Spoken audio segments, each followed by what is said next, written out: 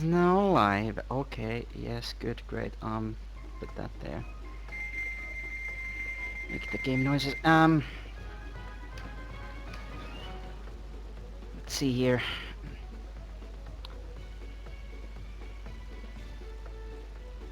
Should be good on everything. So, fuck it, it's optimal to save on the first slot. I don't care about having that. Um, okay, time in 5, 4, 3, 2, 1, go. Okay, yeah, we know the deal here, right? We watch a 2-minute cutscene. Anyone who's ever seen a Hero's Tale knows this. And since the marathon started out with an 80% run of this, yeah, that's kinda, goes without saying. There's not much you can do about this. You absolutely have to watch this, and, like, people have proposed that we could, like, use, like, save files where we watch this cutscene and then save immediately and, like, load the game there, but that's just not, no. That's not at all fair. It's not proper. And really though, it's not like anyone really cares enough to like grind resets in this game. Anyway, there's not gonna be much going on in this cutscene. Yeah, like Red puts Nasty Nork into the thing, and why I don't know, but basically sets up the story of the video game. It's all fine and dandy, which, for a casual player at least. For me, I don't much care for this, and it's great that I've seen this cutscene at least 300 times. It's very, very nice. Doing all this dirty work. Nasty Nork. You might have beat that guy years ago. Huh. What are dark gems? Ah, questions, so many questions. Dark gems are the life-draining stones that fuel Red's evil power. If you're going to stop Red, you'll have to find out more about I'll get around to explaining shit about the video games and the stuff when the game actually starts, which will be around like 10 seconds or so. Now I'll unlock that door so you can... Go into this fucking black screen, and you gain movement during this black screen, which, like, timing starts, like, during that fade out, basically, right before it fades in.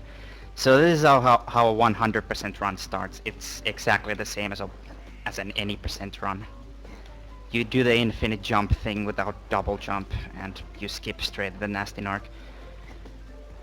Because, well, it's faster to go through all the bosses to get all the abilities and breaths before you start, like, going through levels, and you also need gems to purchase the keychain or keyring or whatever the hell to get 3 lockpicks at a time from shop pads. Because if we didn't have that ability, we'd have to go to a shop to buy a new lockpick every time we open a chest. And there's a lot of chests. Every level has at least like 3, except Dragonflight Falls has 2, but like everything else has like 3 chests. So yeah, that's the reason for the route, basically, to get gems and to get like the abilities like double jump and pole spin without talking to the elders. So that's essentially cutscene skips and a better gem route. That's actually like not complete shit and actually viable.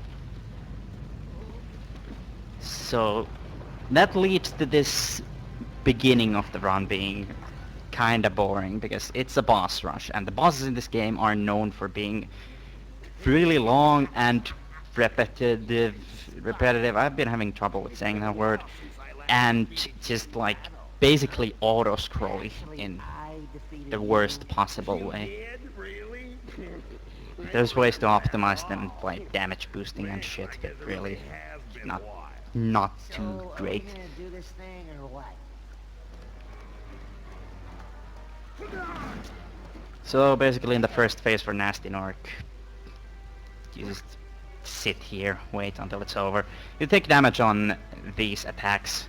It's an attack where he smashes the ground 3 times to cause 3 shock waves. It's 0.2 seconds faster to take damage on it. Or so I would, seemingly have timed it. I don't know. And then death abusing in the next phase loses like almost no time due to... I'm not sure if it's a glitch or something else. But like if you death abuse at the start of any phase, it skips the first attack. So like the death animation taking like ages doesn't really matter. Thankfully. Which makes it so I can just constantly damage boost and death abuse and everything. It saves a very small amount of time to do like this extra death abuse and the damage boosts for the attacks, but you know. These attacks though are very important to skip. If he hits the ground it causes like a cave-in, so rocks fall from the ceiling. Saves a lot of time to just damage boost on that and skip the whole thing. And since the death abuse will spawn butterflies, every time you death abuse in a boss, you will spawn one butterfly. That was very nice of you, video game. It's not a huge deal, that's probably gonna lose me like point nothing, but still, like, that's annoying, if anything. But yeah, just... Thanks, I was pushing to the right and the game was just like, no. Love it. Oh right, I forgot, in the second phase for this boss, if you fuck up on the last thing, it does the attacks over again. That's really fucking fun. Thanks for that. This game is fun, great. Awesome, great start. Actually was a pretty good start, but now this has happened. Also, I don't have double jump in case you didn't notice, so it would kinda seem that avoiding these attacks can be kinda more difficult. It really isn't.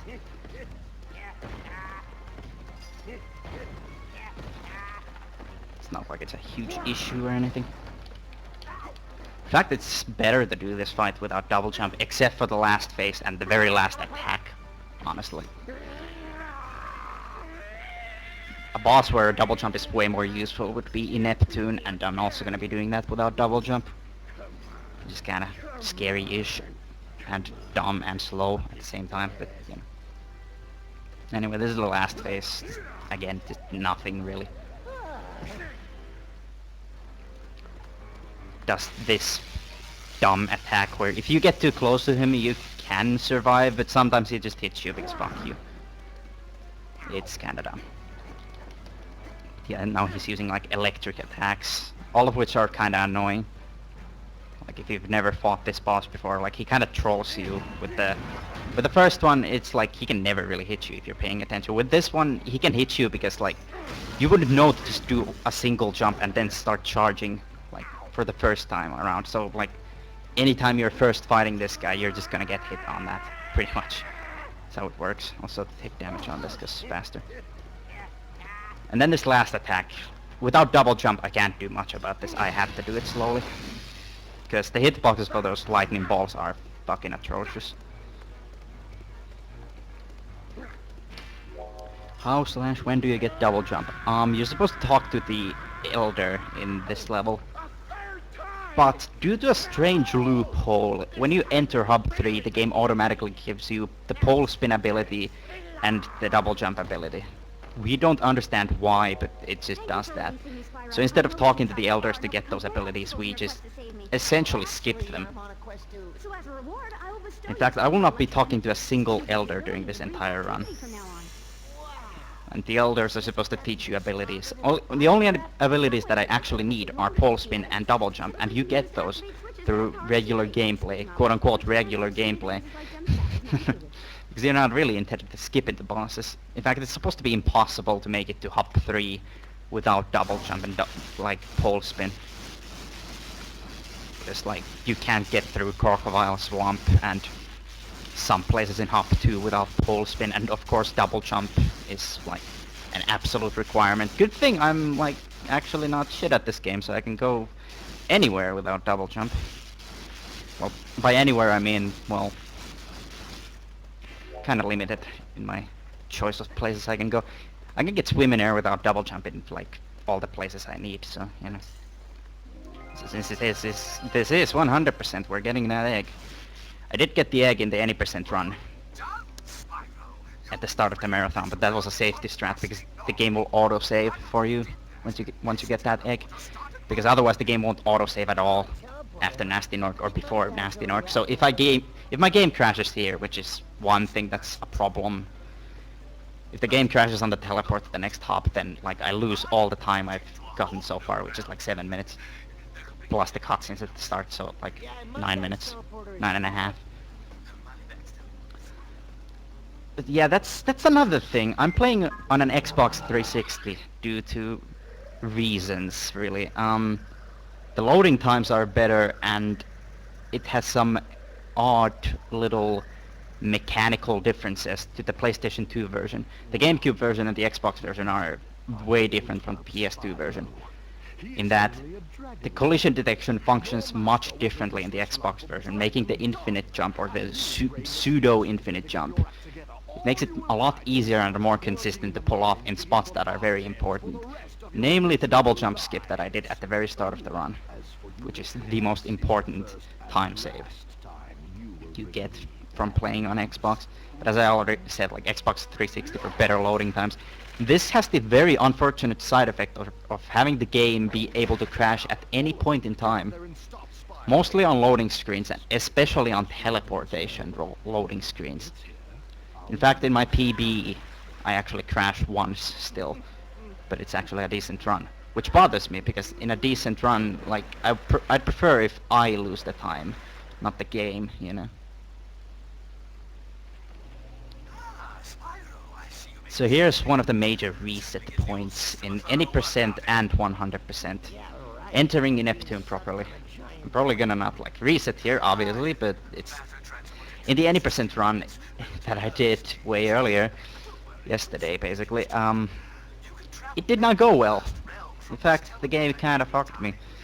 And G-Pro, we both soft locked here, so we had to watch this cutscene over again. It was great.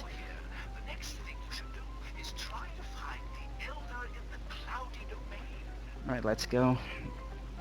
So doing this without double jump is fairly simple, all things considered, because with double jump you just like jump to the spot here, but without double jump you have to use the infinite jump to get here, and then you clip through the wall. Gonna do safe strats. Like usually I just go for it. I jump like at this shit immediately, but I just felt like going to the left, so I had to be closer to the tunnel. Yeah.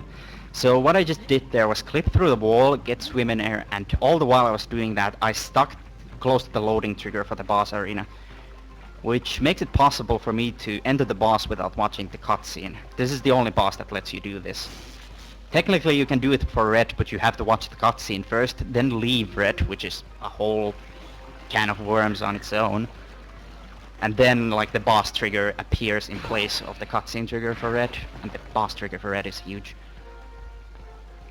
G-Pro is not running because fuck you, Retro, go away. G-Pro's not a 100% guy. He had the any percent record for quite a while for this, and then I took it away from him. I was the guy who did like the other categories and basically mainly routed this category. G-Pro helped with a lot with the routing. Like he routed the entirety of Hop 4, for example. And then like he and I did modifications to Dark Mine.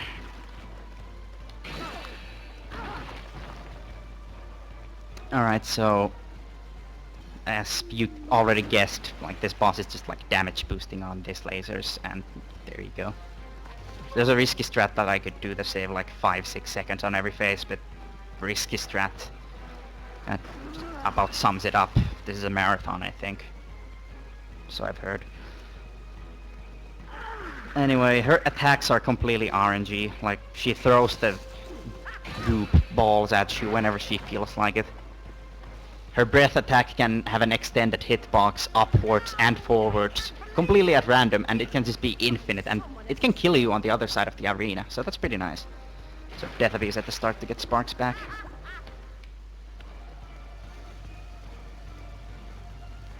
So I generally just want to stay away from her breath, because it's not like it matters, it can just expand and hit me, but I don't know, I feel safer when it's not in my face. You know? So again, just same thing as the last phase. In fact, all 3 phases are exactly the same. Every single fucking cycle is exactly the same. You wait for her to stop and breathe, and then you charge into her, and lasers come up, and fucking you do that 9 times in a row with like some cutscenes in between. Like, yeah, okay. Thanks, Eurocom. That's exciting. Still better than the boss fights in A New Beginning.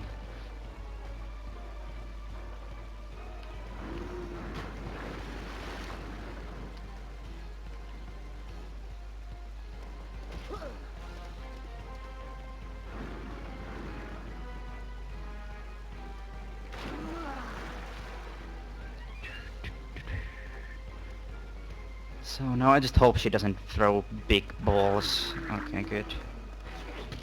Anytime she throws the bigger slime balls at you, they have better tracking, so they can hit you more often than the little ones.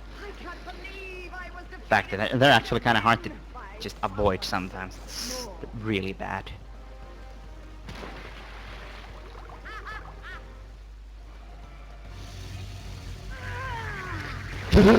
Thanks, game. Yeah, movement in this game isn't super good. Like, it functions well enough, but there's a lot of glitched mechanics, and while charging, controlling yourself can be an ordeal. Also, you may have noticed the odd electrical noise. That's because I'm at the bottom of the arena, and that's where the lasers are stored. Yes, shoutouts to Eurocom. Like, fucking what? Also, this is also like where Ineptune herself will be stored once you hit her. Like, she swims under the arena, basically, every time I hit her. Yeah, exactly what I mean with the bigger balls. Thanks, asshole. That means rip safe strats and rip everything and rip speed and yes. So if I get randomly hit by the breath, it's basically like over. Not really. I'm just gonna lose a ton of time because I have to do the phase over again.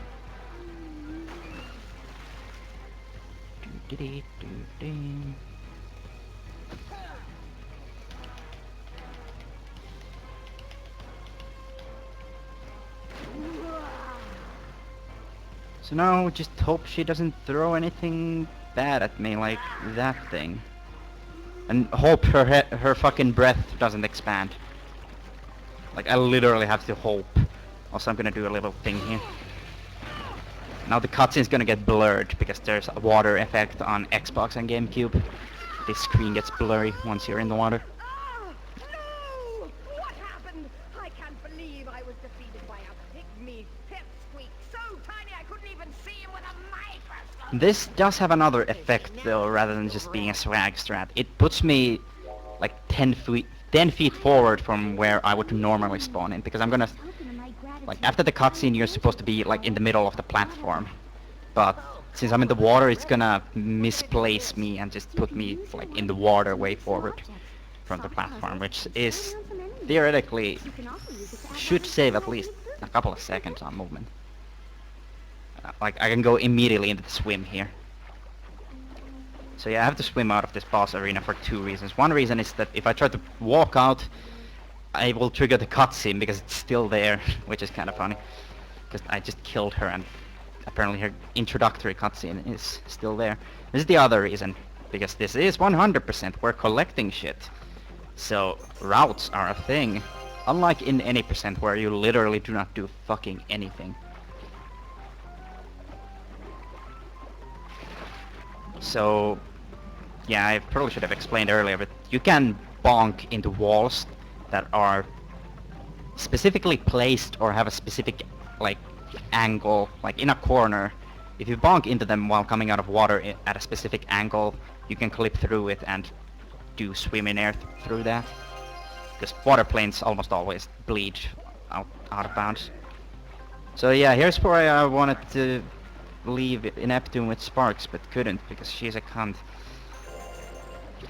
These archers, if they decide to kill me, then there we go. That's a lot of minutes lost. However, I've gotten pretty good at this shit, so it shouldn't be a problem. In fact, that should be water wheel done.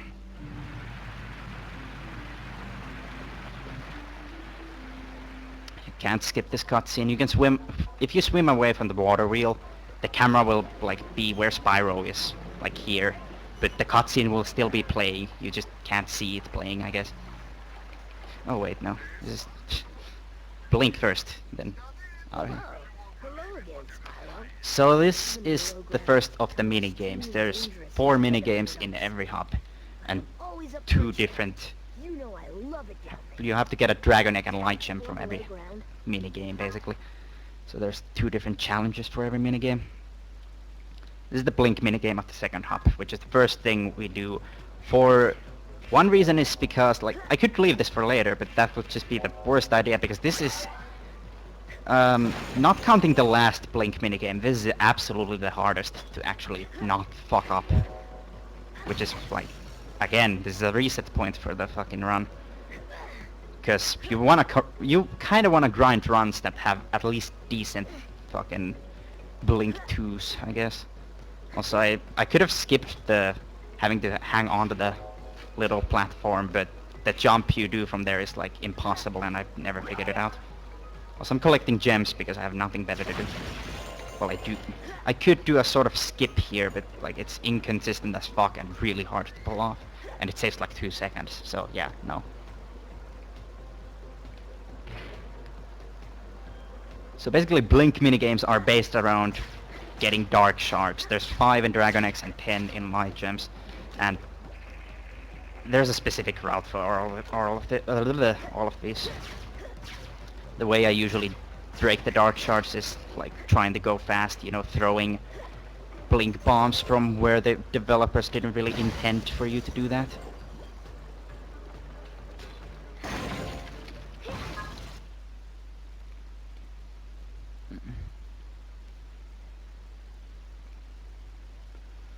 So yeah, that Dragon Egg challenge wasn't too bad.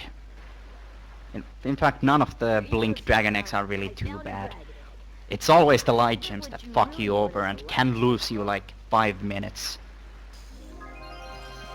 Because the blink sections, the light gems specifically, are some of the hardest parts of the entire game.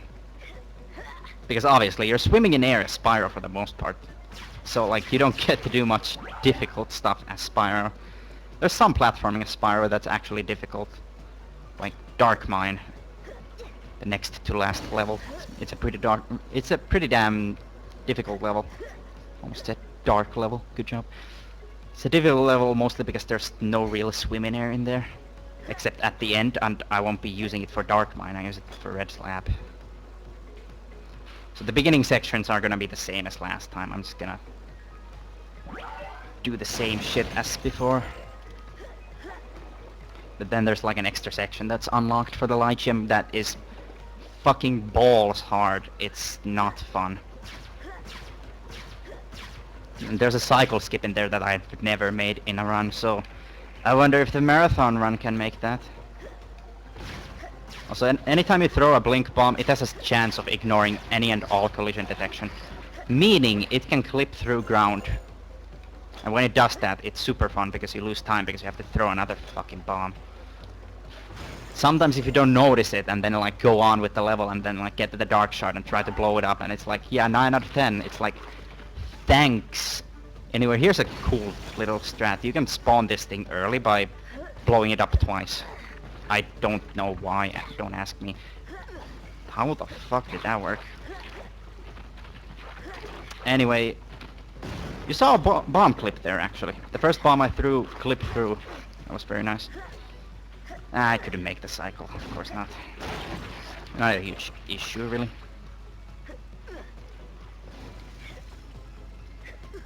Making that first cycle would allow me to make a cycle for this platform over here.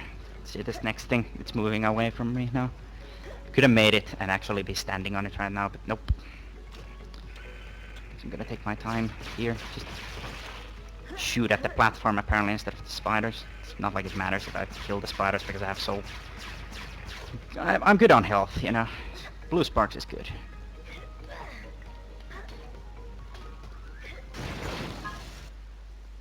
So, the reason I was trying to collect gems there is because I need to buy a lockpick as soon as I'm done with this and a teleport pass. And if I don't have enough gems for those, then it's like, fucking what am I even doing? Hey, Gem. You know, every time I take something out of the ground, there's That's this one of the harder balloon things in the running entire game, done through pretty decently. I just missed one cycle, I didn't even die. Yeah, I do have enough gems to buy a lockpick. Because you have to buy a lockpick before you can unlock the money back shop. Which is kinda funny. And even then, I do need the lockpick anyway for Gloomy Glacier, which is like a half an hour from now. Because I'll be fighting Red first. And then doing some collection of bullshit in... what is it called? Frostbite Village, yeah, that thing.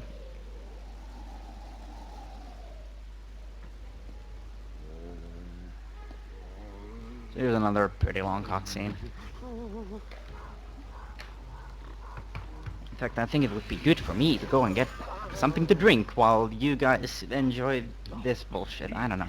What is going on around here? Do I have to deal with Spyro myself? He'll be on his way here looking for me soon. Let me think. Here we go. I suppose No. I could always No. resist my other guardian. Fuck. Albred has quite a few tricks Hate up his sleeve that. will give That's smart annoying. Spyro a run for his money. God damn. Ah, that was fun. Now, you big lumbering dog, stand guard over there and make sure nobody gets past you. If you let me down, you know what will happen. That was fun. Ah. Spyro, now here you are on the beautiful but cold icy wilderness. Yeah, Windows XP, crucify me. See if I care. Citadel, and try to find the Elder there. He may be able to tell you where Red is hiding. Anywho. There's a bit more of the infinite jump. I haven't been really doing it too much. Like, I did it for the first skip. But, like, here's the basic thing you do with it. Like, just double jump, charge at a wall. Neutral charge, in fact. You can't push in any directions or it will make you hover. For some reason, this allows you to gain height. God fucking knows why. It also requires a specific kind of wall to be able to do it. Many of the walls in the game are very lenient with it, but Hub 4 especially is very bad with letting you actually infinite jump. Like Dark Mine and Red Slab both just don't really let you do much with it. So here's Red. Kind of an annoying boss, but what can you do? I cannot believe this. How did you make it this far? No matter. I will deal with you now. I was hoping it wouldn't come to this, but alas, you have forced my hand. Am I supposed to be scared of you? I've spoken to the elders, and from what I can make out, you're just a traitorous coward. Traitorous coward. Well then, prepare, young dragon, to be taught a lesson or two. Alright. I'm gonna try and not death abuse on this phase or the second phase, but I'm gonna death abuse on the third at least. Because on the third phase you can get a death animation that's like a second slower. I mean, not slower, faster. But the thing is, I'm kind of going risky here because I can just die because I'm shit at video games. Stop it. Eat shit. Oh yes, Spyro, you fight well. You remind So I me- already gave away the strat for a Red kinda there. You breathe water onto him to stun him momentarily, which allows you to actually one cycle every single phase. There was a time way back in the fucking olden days of Heroes Tale speedrunning where nobody managed to do that, but then G-Pro actually bothered to look into things. And G-Pro is basically like the guy who fucking found everything in this game. I'm just somebody who routed it all. Like, he found everything to make any percent into like a 38-minute category. Like, nobody else really did much of that. It was mostly just G-Pro. Like, he found zombie swim, infinite jumping. Oh, fuck you. I got RNG fucked there. Thanks a lot, video game. see if I can actually... Nope, nope, nope, nope. Come on, come on.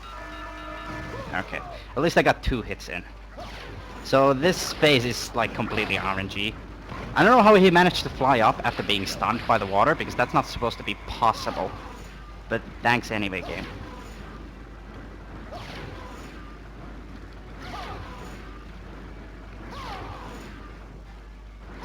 Usually the problem is that he flies up during the first phase, or cycle, or whatever the fuck. First box!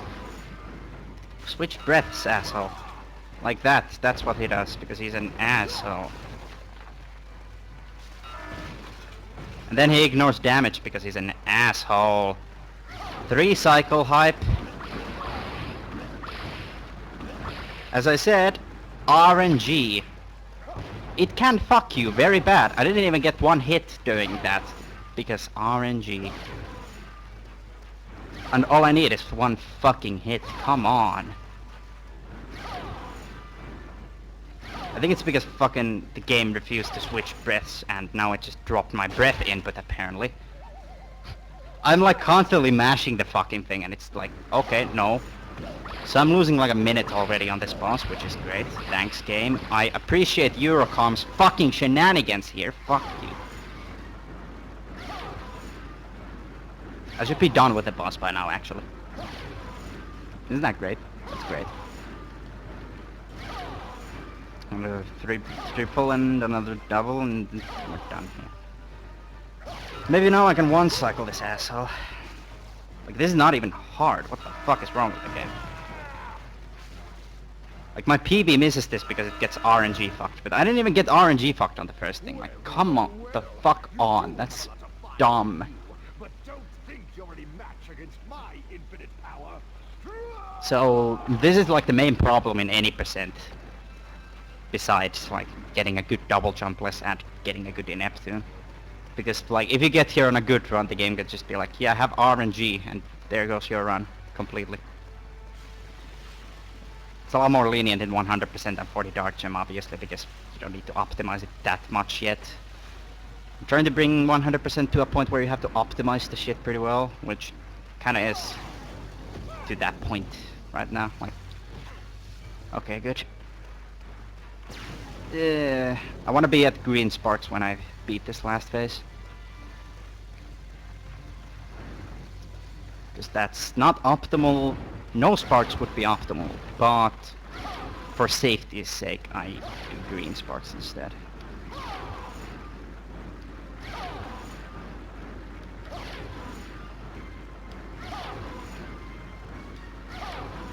Is this the 4th? Yes, it is. So this phase doesn't have any sort of RNG to it. The reason I just use the water is for safety. Like, honestly, it's a good idea to do that. So I just lost like a minute over my PB. That loses a minute here. In other words, 2 minutes. Good job. Wow, looks like your power wasn't so infinite. I went to click on Skype thing next to the start thing and brought up the start thing. Again, great, good job. Because I have Skype open and it's like the first thing. Should just, I don't know, ignore Skype. Really, what am I gonna do during these cutscenes? Like fucking talk? No, fuck you. Ice breath can be used to freeze enemies and stop them in their tracks. It can also be used to freeze small water jets or cool down hot geysers. So we already had a taste of what kind of game we are playing after in Neptune, where I did like a little bit of collecting shit, but here's a much larger section of stuff, really. And also I'm not gonna be able to swim in air in this hub because it's impossible to get swim in air anywhere in this hub. There's one spot where you can swim. Thanks for that. There's one spot where you can swim and you can go out of bounds, but you'll just like, you have to be invincible for that, and like you just die immediately if you try to do it.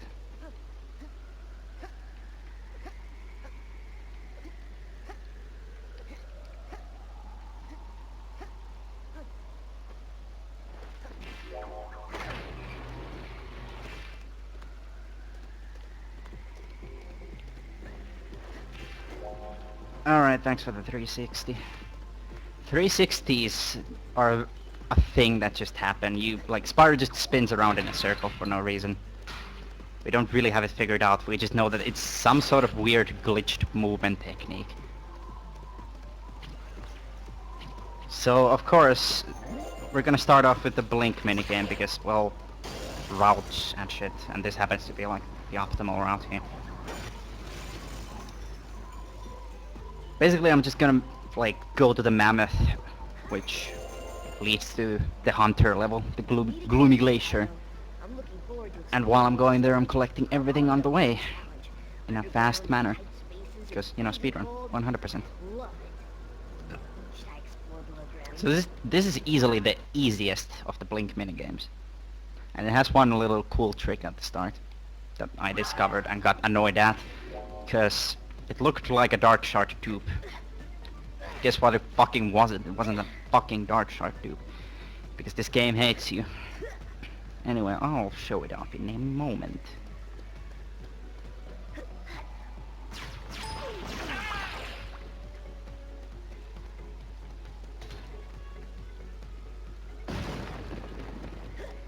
See if I can get this though, because it's not hard, but yeah, there we go. You have to just restart the minigame while the thing is gonna blow up. The timing window for this is not like small or anything. You get like at least half a second. And half a second is a lot of fucking time. So essentially that just lets you like respawn while you have that Dark Shard blown up. In fact, the game will save that Dark Shard onto your save file. So you can quit the game, you can quit the minigame, quit the game, restart the console, and that Dark Shard will still be blown up, which is the weird thing about all of this. Because that doesn't make any sense.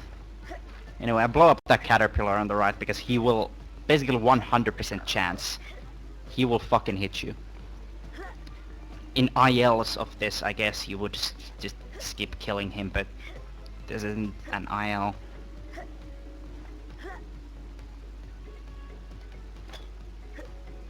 Skip a ledge grab there by jumping off the chest. That's how you optimize movement as Blink, really. And Hunter, I guess. Skip ledge grabs as much as possible.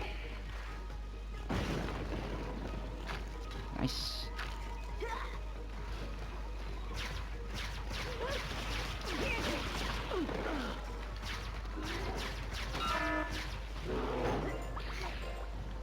That's not gonna hit it.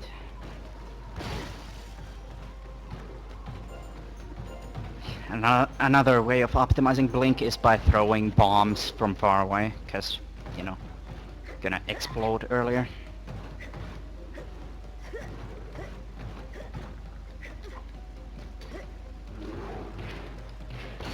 $142, that's pretty nice.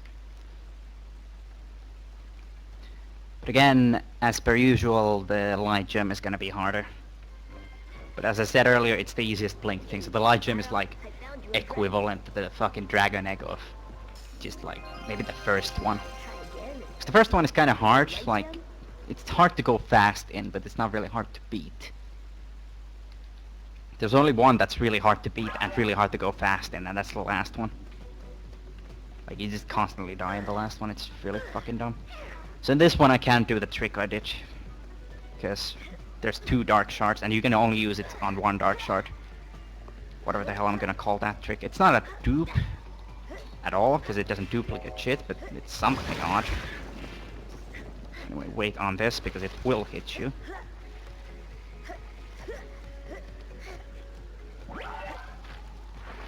So I death abuse in this water to restart the cycles here. Which should go without saying, but still though, not like everyone knows how this game works. Basically nobody does. And also death abusing in the water is about 1.5 seconds faster than death abusing in that infinite fucking pit under me.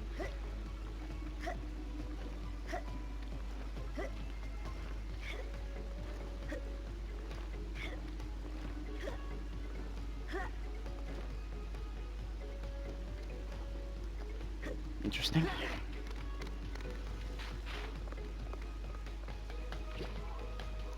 Memory shard to save. No. Does it? No, that sounds awful.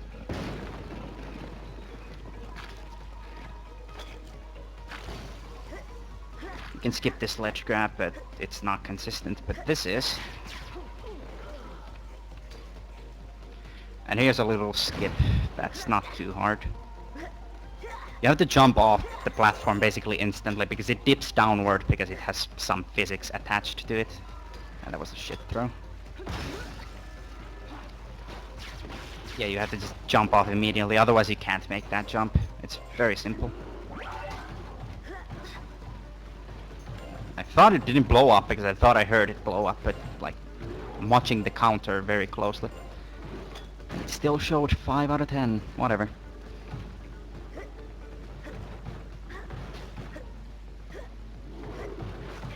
Ah, fuck you.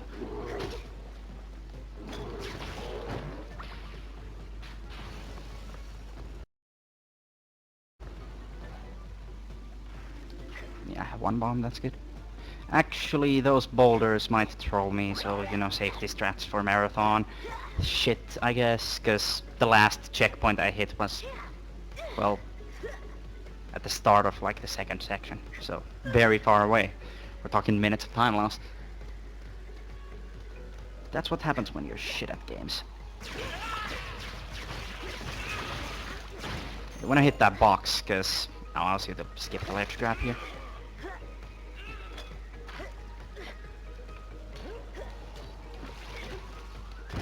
A little chain reaction strat. 255 is shit, but whatever.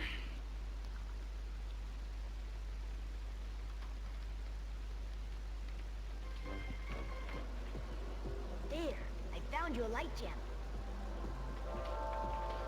Alright. Just for now, but you know I'm always willing to go back at any time and explore, just for fun. So here there's like a button you're supposed to hit here to open up a gate. I'm just gonna ignore it completely, because I don't care. Thanks for that. And the bonk. It begins! The bonking on fucking nothing. Thanks, game. Yeah, I go this way because there's a thief and a light gem here. And yeah, there are egg thieves in this game. They're actually really shit. You'll see why they're shit in this game. Like, shit in a good way. Let's see if I can get the quick kill. Yeah, I couldn't get the quick kill, but here's the secondary quick kill kind of thing. Okay, he cheated. Fucking asshole.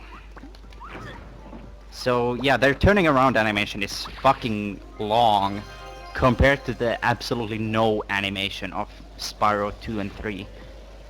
Well, 2 had the lamp thieves in Shady, but whatever. Mostly 3. And I think ETD has thieves, but I fucking don't even know. I don't play ETD. Well, apparently we're going sparkless here, which, yeah... Okay, that guy very rarely actually takes a swing at you. Thanks for that.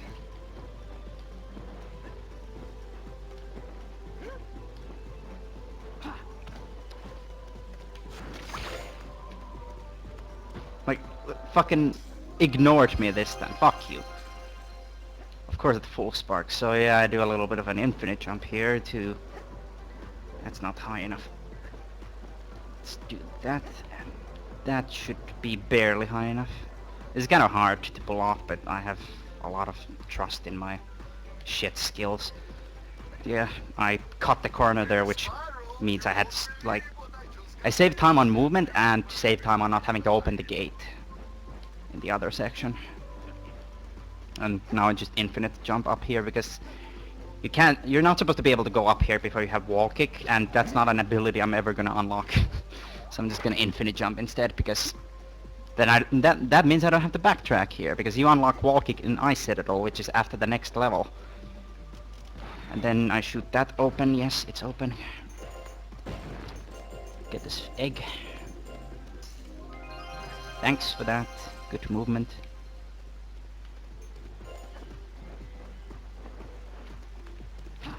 More infinite jumping because wall kick.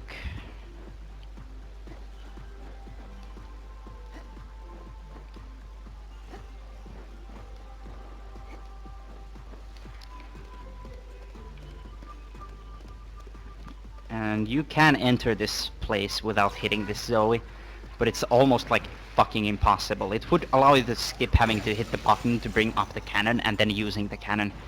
But it saves like 5 seconds and it's so fucking hard to get to work. Anyway, let's see if this works. Okay, thank you for a functioning video game. The platform pushed me back while I was on it, which just happens. It's kinda annoying, but what can you do? Anyway, if you know how this game works, then you know that next up should be the mammoth cutscene, but I'm gonna skip it. In a way. In a manner of speaking. Gonna go around it, more like. There's no skipping the mammoth, because, well, Gloomy Glacier, like, the entrance is right next to me, but it's not loaded. It doesn't get loaded unless you actually, like, watch this cutscene. And I have to watch the cutscene at some point. So I skip the cutscene so I can get the light gem that's in here. You must be Spyro the Dragon. Red, tell me to stop you. Oh, fat chance. I've beaten bigger baddies than you. All I have to do is run around you a few times while I figure out It's a fairly long cutscene again. This mammoth was intended as a boss to fight as a hunter at the end of Gloomy Glacier. But clearly they just like removed it from the game because this mammoth will no longer make any appearances after this camera angle. Now it's gone from the game forever. It's pretty nice. Like, no mention of it, no nothing. Well, I mean Sparks mentions it here, but yeah, whatever. Hunter, it's me, Sparks. Also, I'm a minute and a half behind my PB. What are you doing here? And where's Spyro? This is good base. It all No. started when we ran into this elephant, only it wasn't really an elephant. He had hair all over his body. Okay. Right, I see. Yeah, Harry. Oh no! Also, get ready for some of the greatest jokes you've ever heard. Before it's too late. But what if it's already too late? Relax, buddy. Spyro's still alive. I know, because if he weren't, we'd be going back to a previous save. I rock. Good joke. Anyway, this is Gloomy Glacier, which is a great level, honestly.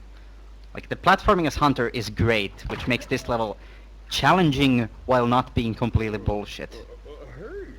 Which is very nice. I like games that have challenging shit, not just like hard shit for the sake of being hard. I'm on a mission to rescue Spyro. Like, as you saw in the previous run of Eternal Night, where like it has fights where if you die you lose like 5 minutes and have to do it over again. You could say that's difficulty, but that's not really difficult, it's just dumb bullshit. Cool. Okay then. This level, like, it does very constantly give you checkpoints, Go in there with my bows but it and puts you into arrows. pretty difficult spots, Would you, old pal? like the cave, Very grateful. My universally referred to as the cave, climb the wall, but because it's really hard to get through without getting hit and dying. there's quite a few bad guys. My PB manages it though. Do I want to race NMS? Do you want to fucking kill yourself, Wallace? A reward. Oh great. There's a glitch in this game where you can trigger You said you chased any sort of cutscene that's triggered by a talking character. If you hit their talk trigger and the cutscene trigger, you talk to them twice. There's not really much avoiding it, it just happens. Anyway, here's a little skip thing, I guess. Just jump. Some people say it's difficult. By some people, I mean I've never heard anybody say it's difficult, but it was not all... In the old any percent that actually included this level, it was not used by anybody. Which always bothered me, because it's not hard to get consistent, and... Yeah, I'm not even good at this game, really. But I can do it super consistently. I'm not good at this game, I just have all of the world records for it.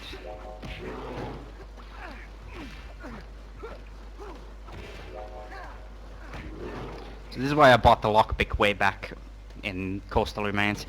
That and the fact that you have to buy a lockpick in order to open the money back shop up. There's another chest that you need to open in this level. Also, I'm gonna have to do a backup strat here because I'm at full spark, so death abusing is actually slower than just the backtrack. But only by a very small amount. Because, you know, taking damage from full sparks to nothing is gonna take a while. Normally I'd death abuse, but I just couldn't. talk to him. Oh, thanks, pal. Let me help you with that door so you can go about your business. Also, I made So here's some of the difficult parts of the level. In fact, all of it is the difficult parts. Light jam. Really. Hey, cool. This next part, like, not getting hit on it is optimal, because after that there's a section where it's basically random whether or not you die. It's the skeleton room. Not quite as infamous as the cave. But it's still very well known for being bullshit and completely random. This is the only enemy in the game that drops lockpicks. That is for the sole purpose of not making it completely fucking stupid. Because there's another chest in this level, as I said, that you need to open to get a dragon egg. So they thankfully had the good sense of making an enemy that drops lockpicks.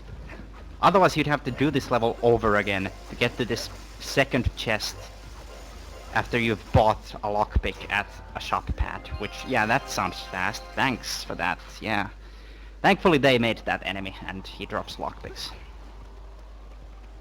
Need an explosive arrow here. So yeah, these skeletons, they hit you at complete random. Sometimes they stop having any sort of damage triggered thing, detection, hit detection, I don't know. And sometimes they just like stand there, you run into them with a fucking punch and they still hit you, which is super fair. And then stuff like that happens where you go over them with an attack and nothing happens. Okay, that's pretty good. I got hit once. So here's the chest.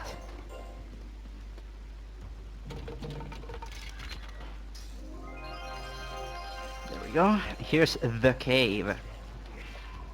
Notoriously difficult. More bullshit than difficult, really, but... That's not an explosive arrow. Thanks, asshole. Gonna have to wait on this pendulum cycle. This is another jump that nobody did in the old any percent, because apparently going fast is not in their best interest. Or was not in their best interest, because all the old fucking people of the Hero Stealth community sort of killed themselves once G-Pro broke everything. Now it's basically just me alone playing this game. And some people that have expressed interest in learning 100%. But I highly doubt that that's ever gonna come to pass. Also, here's a little skip. Thanks for that. That's like the first time I've ever fucked that up. Good job. Let's do the save strat. Oh great, it dropped my everything. Let's not do the save strat. Fuck save strats, they're fucking shit. Anyway, that skips like some seconds of platforming, so it's not a huge skip or anything, but I really like it for some reason. Anyway, the thing with bats is like, you think that, oh, they could swarm you, but they don't. Only one bat can fucking... Really? You can only trigger one bat at a time, so only one of them will chase you. So if you just avoid that one bat, then the rest will just be sort of there, existing, I guess. But if you get hit by one of them, that will surely happen. And you can't do anything about this. Because this game doesn't give you a single invincibility frame. However, the enemies that take multiple hits have invincibility frames. So you know, that's super fair.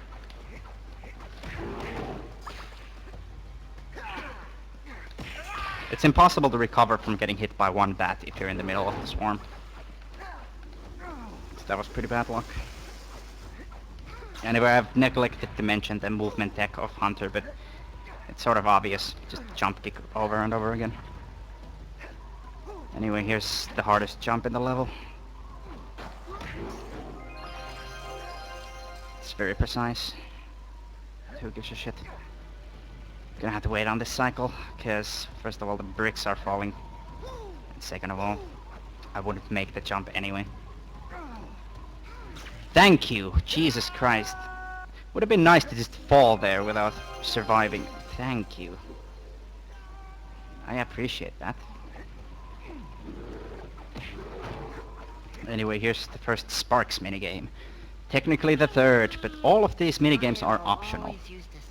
You can easily beat the game casually without playing any of these. Should I take it from here? However, this is 100%, and that's kind of the goal here. So, this is the Sparks movement tech. You just mash this shit. It gets very loud when you do this, but what can you do? Other than lower the volume. Yeah, just mash the charge button and you win. Makes you go pretty fast. I'm not sure if there's a certain timing to it, but I just sort of push it every now and then. It works.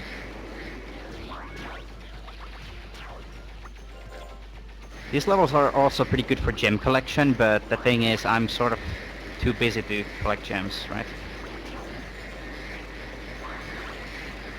Kind of trying to go fast through this.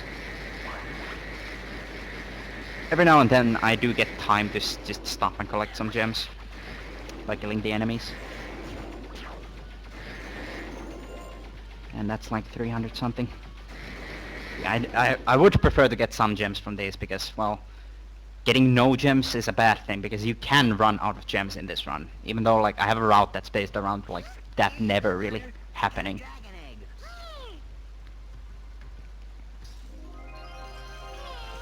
Should I try So, to see if I can find a light gem? so the gimmick for Blink Light Gems is that it doubles the Dark Shard. For Sparks, the gimmick is that it removes all the power-ups that are in the level normally. So you can only get power-ups from killing enemies, and it adds some enemies that drop basically nothing. In some of the levels it does add enemies that drop gems, but these guys don't really give you anything. That one guy gives you a missile, and I think that's like the only thing. I don't know, I don't really pay attention. Either way.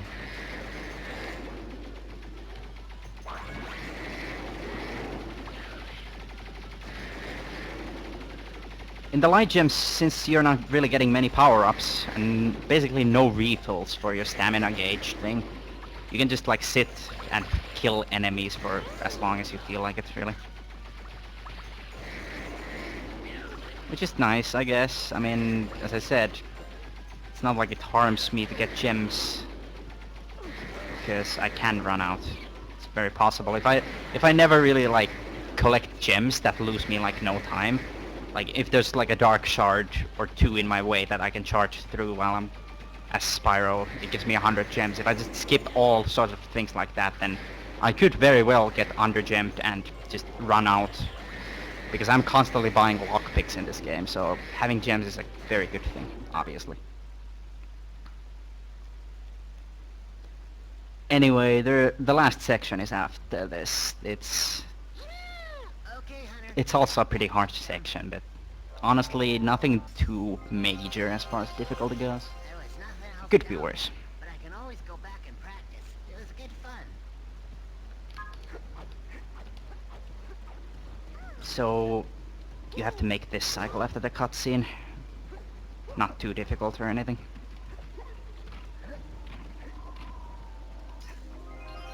Then you get the light gem and death views, and then it restarts the cycles for the spiders here, which means you can make this cycle. Sit here, get damaged, double jump out of it, cut the corner there. Or not cut the corner, skip the thing, whatever. Saves quite a bit of time. Because as you can see, this is very slow movement. So anytime you can get knocked off and just jump instead of moving on this, especially if you get to skip things, it's optimal. Anyway, I'm gonna snipe this strong chests things. Good job. Goodbye, strong chest.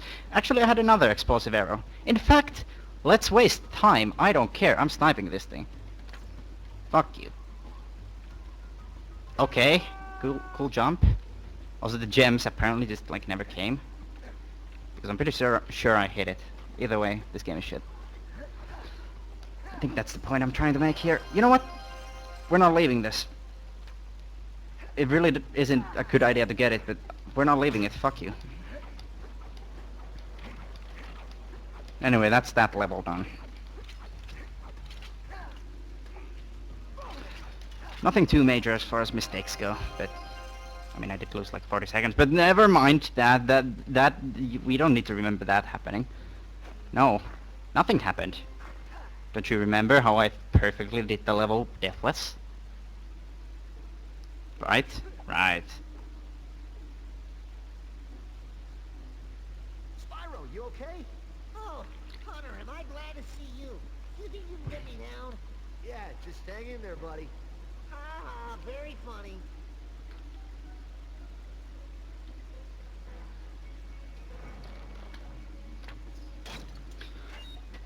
So this is another nice level. I like this level. This is called Ice Citadel.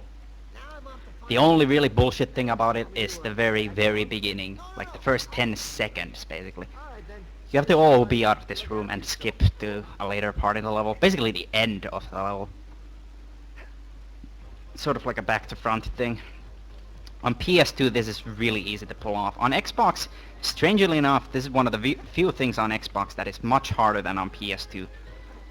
Because it requires like a specific sequence of infinite jumps from specific spots and not getting fucked by stupid bad timing. Let's see here. Jump off of that, jump here, and then here. And it didn't give me the jump there, so I have to try again. That's not high enough, so I'm not even gonna bother. This is very problematic, because it can take you like...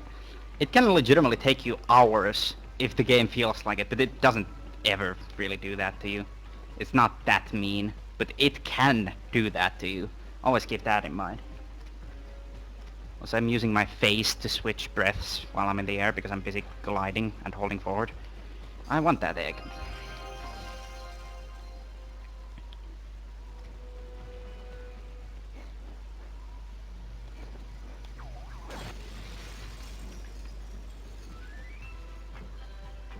Yeah, PlayStation 2, you can just like...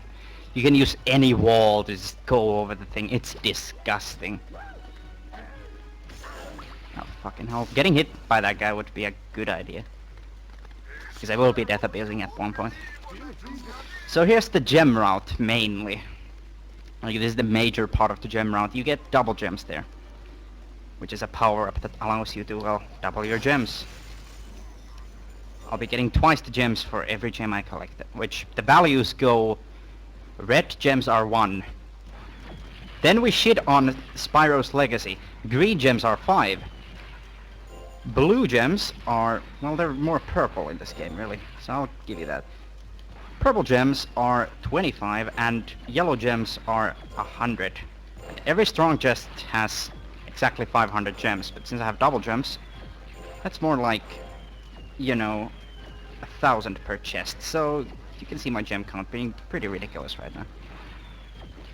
I did get that open. Good, yeah.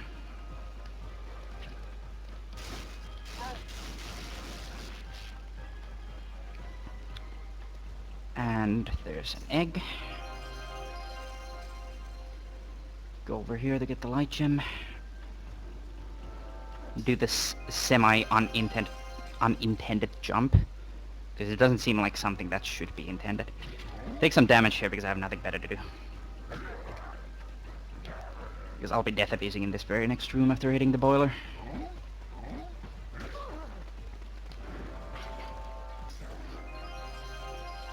And that will, for some reason, instantly load this, and I'm spawning back here. I don't know why it instantly loads. Like, it doesn't seem like something that would be part of the same chunk. Okay, whatever. So I have to go all the way over here to hit a boiler. Because there's boilers scattered over the level and around. And you have to light them up to get a light gem. Some of them just give you a light gem, and hitting all of them gives you another, so now I buy the keychain. And 3 lockpicks. You can't make that platform cycle, it's impossible, but it really doesn't matter because we have an infinite jump in our fucking arsenal. So this archer is a problem. Get this light gem.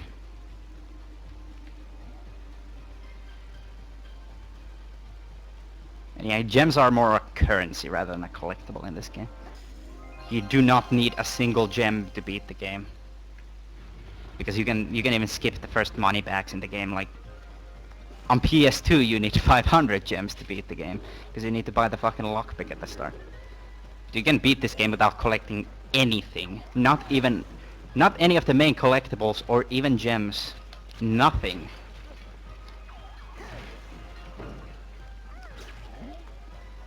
It's pretty nice.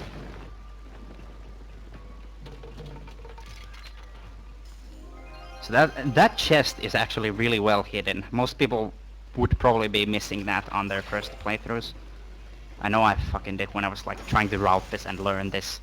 Like I was always missing that fucking one egg here, and then I found that, oh, it's fucking there. So here's another elder. Let's just leave him. I don't think he wants to talk to us. He teaches us wall kick, and as you can see, wall kick is a super important ability that lets you climb up walls, except we already have that in the form of the infinite jump. So we don't really bother with him.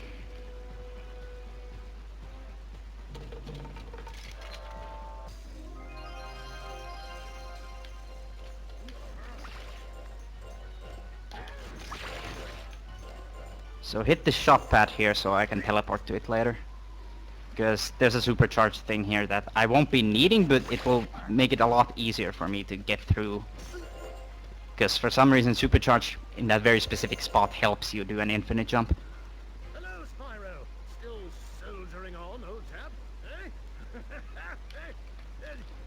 So I'll get those later, because I have to get that later anyway, because I do need supercharge, because it saves time to get supercharge in this. The enemy.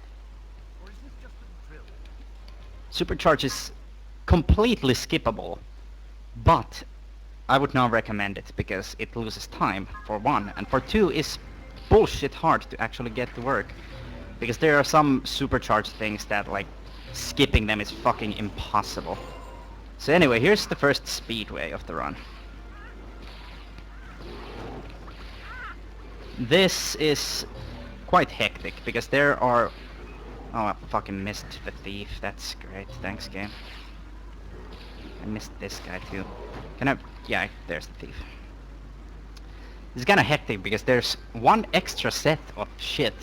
You have to kill 8 things like in normal Spyro speedways, but there's 5 different things. This speedway is an exception since there's only 4 of the thieves for whatever reason. Also, you're playing as Sergeant Bird because fuck you. I have to go get this Albatross because it deloaded. To get another Albatross because apparently another deloaded. The whole thing about the speedway is that it revolves around just firing randomly, hoping that you hit things, honestly. I'm not kidding, that is literally the strat. 114 is shit because I just lost 20 seconds. Not that you'd know. Well, you would if you know how things work. Here you go, Spyro. I earned you a dragon egg. Shall I give it another go and see if I can win you a light gem? The light gem is actually a lot better than the dragon egg. This is a bit less random. A lot better to just play in general. Because it's easier for some reason.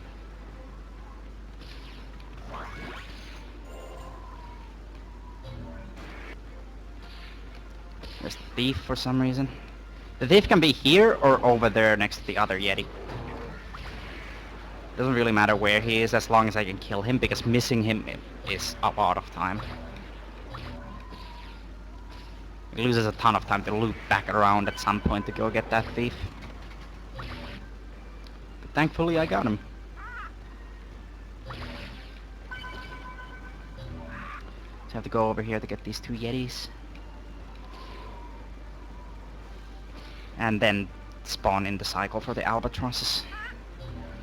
That's basically it.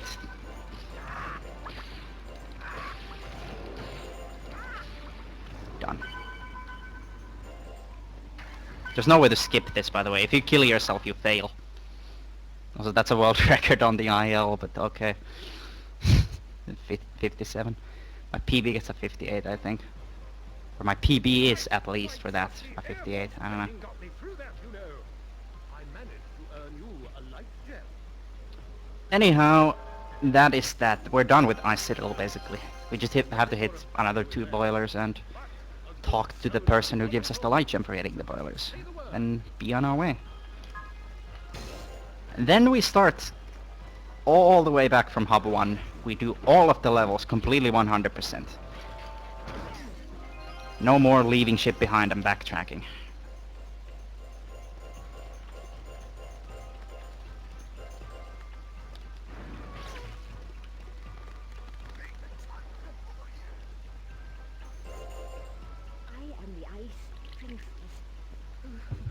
Because it's freezing in here. Please, light the boilers at So I'm losing time somehow. Probably because this was ass, but whatever. That's much better. This run is not going super well, but whatever. Not like it matters too much. Feel free to browse my fine web. You could teleport today, maybe sometime, asshole. So there goes about a minute somehow. Don't ask me how. My fucking PB and best segments are actually good now. This bothers me. So I just buy lockpicks there because I'm gonna be needing 3 exactly. And it's cheaper to buy things at a depot rather than shop pads. Because shop pads add fucking, what is it? It's gotta be like 10%. Yeah, they add 10% to the cost, I think. So I'm gonna clear out Dragon Village entirely now.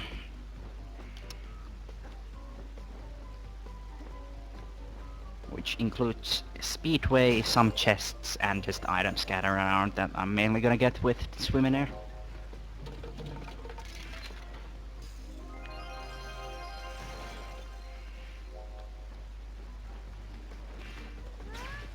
First of all, we're gonna start with the section with the Speedway, because there's a specific route going on here in case you didn't know.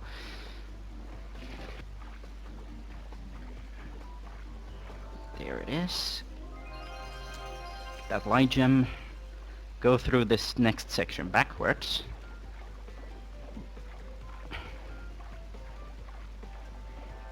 There you go.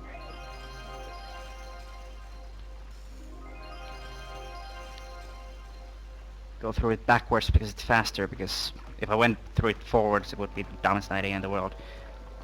Basically. That's all that you need to know, really. And here's the Speedway. Sorry, chap, but only birds and Air Force pilots can get up there. And I happen to be both of those things. Right. Shall I take on this flying challenge? Now this Speedway is probably the easiest one. You can get a 52 on the Dragon Egg and fuck it up immediately. I just fucked it up with whatever. No need to mention that, I just lost like a second, who cares. You can get a 52 on the Dragon Egg and a 115 on the Light Gem. Those are the records, both of which are held by me, unsurprisingly. Because nobody plays this fucking game. It's actually really fun, kind of chill to play until you start getting good, at which point you just lose time constantly, but whatever.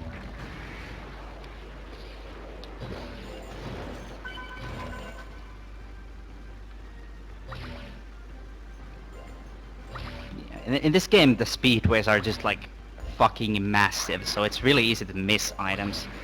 Because the light gem challenges don't generally have a very good route set up. Like they deliberately did it like that. So you can't just like follow a bitch route and get like actually good consistent times with this. No, you have to fucking route it out yourself to actually not fail at it all the time. And I think that's a good change in one way and a really bad change in another, because it's good because it adds a bit of challenge, because the speedways just used to be a route that you follow. Then again, not everybody can be bothered to route shit out, so they just like get frustrated with having to do Cloudy Speedway 7 times. Aren't they placed randomly? If only. Wouldn't that be fun? Nothing is random. Outside of the bosses, there's not really much true RNG. Enemy AI can be bullshit, but not RNG.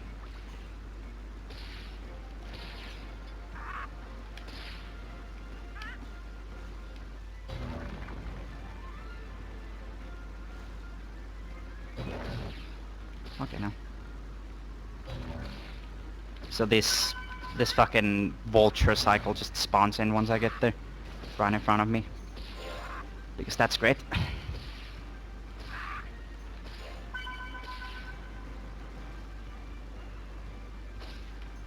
Okay, now. But yeah, the items are just like sort of scattered around completely. Like there's no route whatsoever for the speedways. You have to come up with your own.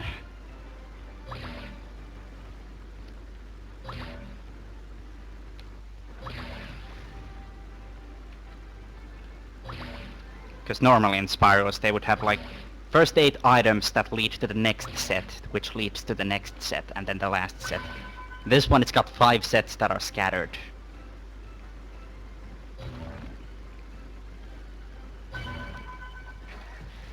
People keep saying that, like they want to learn Hundo because it's like cool and shit. Like Chumpy said that, SSBM Spyro said that, fucking Wally said that, Pat said that just for the meme race. Oh, look, Spyro. Fucking who's gonna actually learn this though? Fucking nobody, Another I bet. for that one, eh? Add to the collection. And that's done with. I didn't even look at the time for the speedway, I don't really care. Time and practice just for fun. I know it wasn't too great, but it was probably good. This is kind of bullshit, you just have to wait for this to work, and it worked second try, good.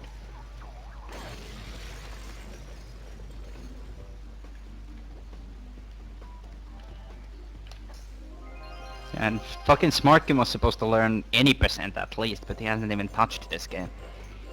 What a cunt. So here's another reason to do this fucking section backwards. You get this lockpick chest on your way out. Ooh. You can't get that with swim, can you? So again, just sort of go through here. I'll mainly be using this method of getting to this section, the swim in air spot, because it's the fastest method.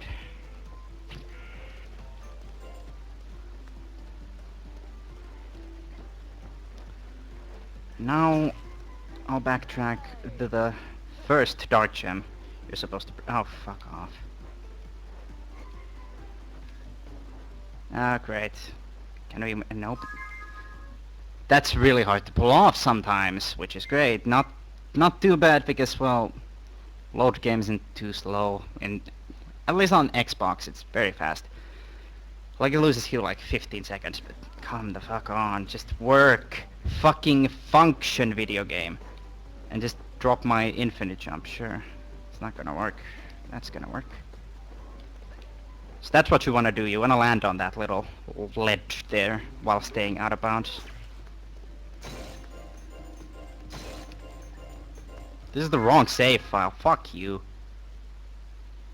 was wondering where my items were. Speed running.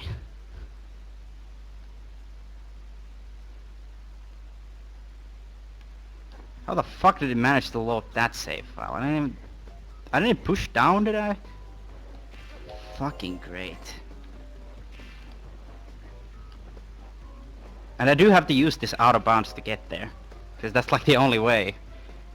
Unless I want to talk to Elder Thomas, or want to hit the Zoe and then Death Abuse, which, I mean, that's an option for a backup strat.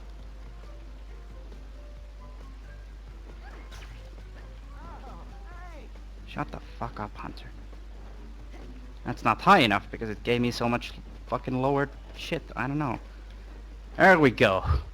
Having to do it twice because I forget what save files I'm using. Good fucking job. I have to break this because this is the only place where the the ceiling is non-solid. And we get this shit, and then the chest and Death Abuse. And yeah, I'm different from the fucking channel, obviously, because it's a speedrunning marathon. Thanks for the bonk and not opening the chest. Kill yourself. That can happen with chests. Sometimes they just don't trigger and you bonk into them and you get the bonking animation and you have a lot of fun for 3 days once you recover from bonking on it.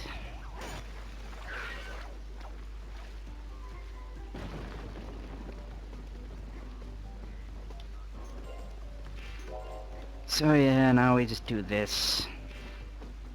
Because it's slightly faster than the old method. Saves like maybe half a second or something. Who knows? Then the candle will be infamous little trick, because this was at the start of... Like, this used to be at the start of any percent before we discovered the double jump skip. And like, it's inconsistent as fuck. Like, it's rare to get it first try. Also, I fucking forgot. You have to hit the Zoe there, and then go. Yay, because there's a death abuse here after I get the egg. And also, I split here, I think. But that's for me to know. You're not seeing my splits.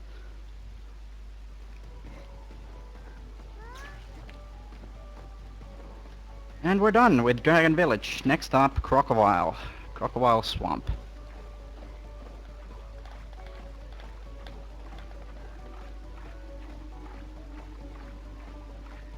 First of all, I swim under here to trigger the loading of the cave, because it's faster to go through the cave while swimming out of bounds, because you get to cut corners and shit. And also, if I load the entire next level from out of bounds like such, I don't have to like swim up and over the huge walls that you see there, which saves time. All in all, it's a way better idea to do all the things from there, from out of bounds. And get that light gem, and get the other light gem.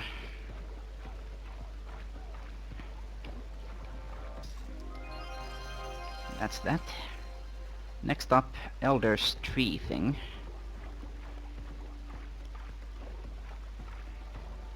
So this is like mainly how levels are gonna go.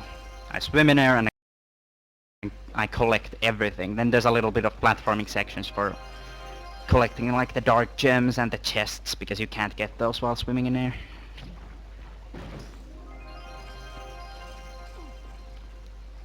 Gonna take a bit of damage here. You could hit me, maybe. Thank you. I want to get onto green sparks for safety.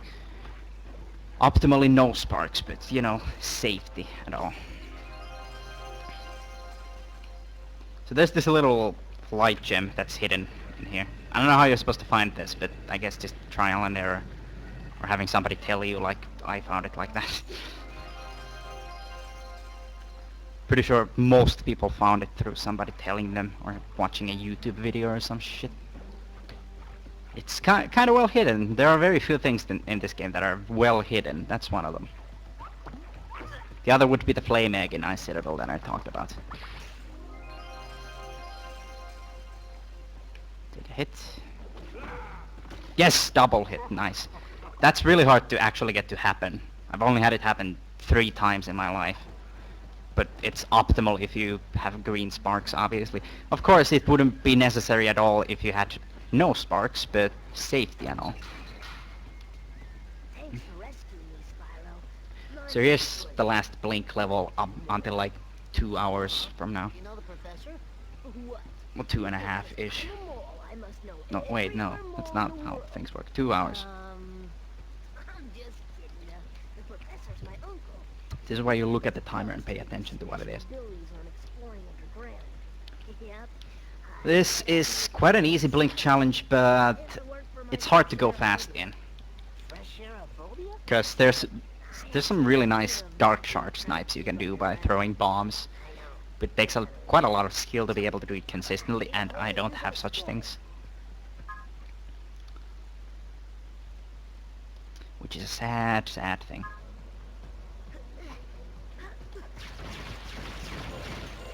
Anyway, this beginning section is just all about going forward. I skipped the ledge grab at the start to save a little bit of time on movement. And you have to get the bombs there, and then it begins. Throw a bomb on that. Here's the first hard one. Gonna have to snipe it from here while it's not even on the screen. Nice. Got it. This one, I used to have to make this platform cycle, which... It's impossible on Xbox to do that anyway, but then I found... Yeah, the game doesn't really make sense. Okay, the bomb fell. There we go. That's how you would get it if the game stops ignoring logic. Can you fuck off? There you go, that should blow it up. And if it doesn't, fuck yourself. And this last section is very straightforward. Hello, wall ice. Not quite Wallace, but wall ice. There might be some confusion coming if I refer to Wallace as Wallace. Heh. No.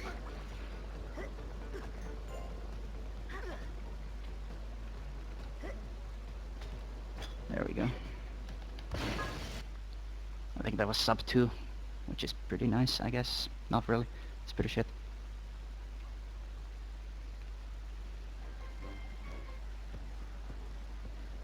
I found you a dragon egg, but I'd love to get out of this fresh air and look for something even better. Should I try again and see if I can find you a light gem? And now we do the same thing except with more dark shards. So, slightly different route. Again, skipping the ledge grab for movement optimization. Getting gems because, well, it doesn't lose me time to get gems. This time there's gonna be a dark shard in here. Get it by doing that. And then there's gonna be a dark shard down here, which is gonna be another pretty difficult little throw. In fact, I think I missed it right there. Yeah. I'm gonna do this. Missed the dark shard completely, in other words, and, you know.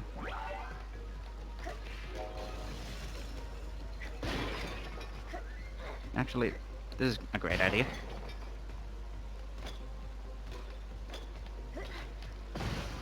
Yeah, that was pretty bad. Who cares? No one cares. No one fucking cares about Blink.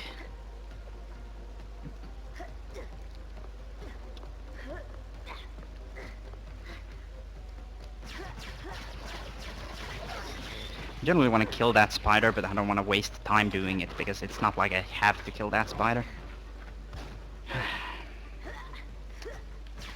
Do you have a hitbox, rat? I'd rather not die, you know. Where'd it go? Fucking asshole video game. Jesus Christ. See, this is why Blink is such a fun fucking part of the game. You know what? Sparks, just get the fucking butterfly. You're going away. You get to stay because you can't even hit me. Goodbye. Fuck you. So this is why Blink is so fucking fun. Such a great part of this game. Thanks to anybody who fucking put this in. God damn it.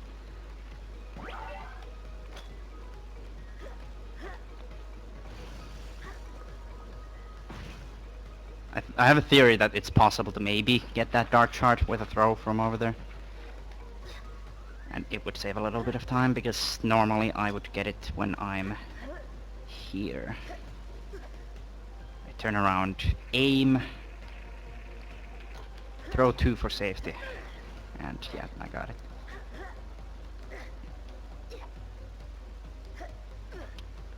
Get this, and then the last one.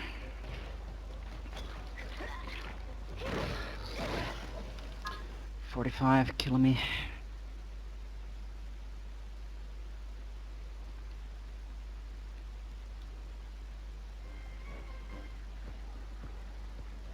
Cool.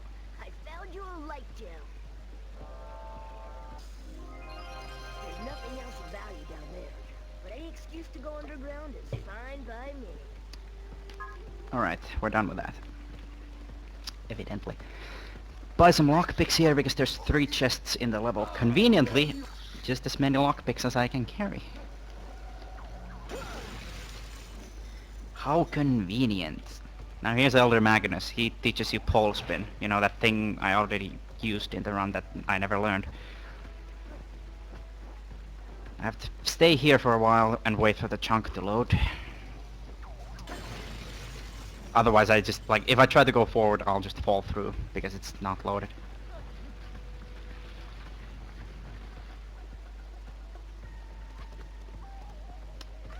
Fuck off. Yeah, Elder Mag. Thank you, stranger. Whatever you're selling, I ain't a-buying.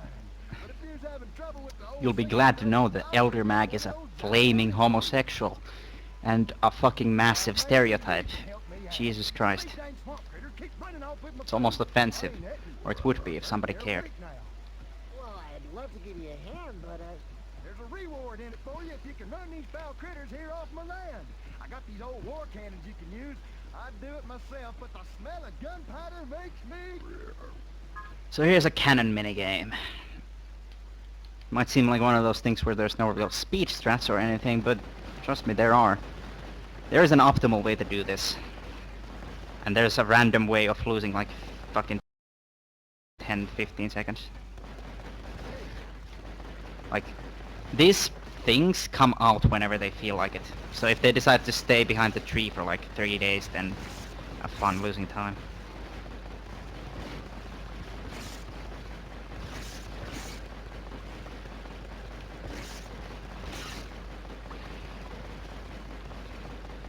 There's one, and he went straight behind the tree again. Thanks for that.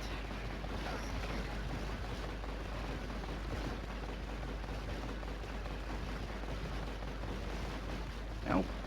46, yeah, that's optimal.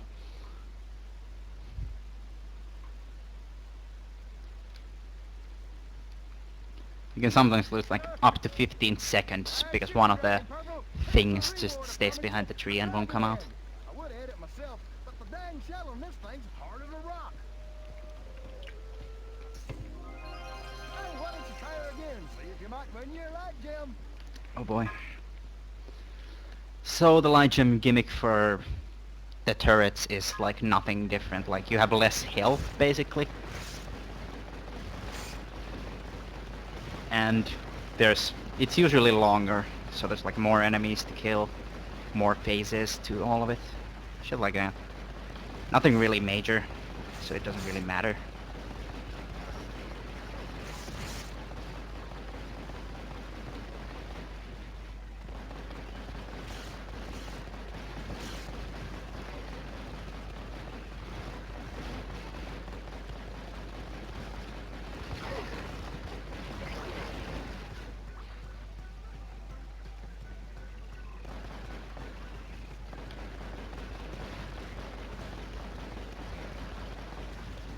$47. Holy shit.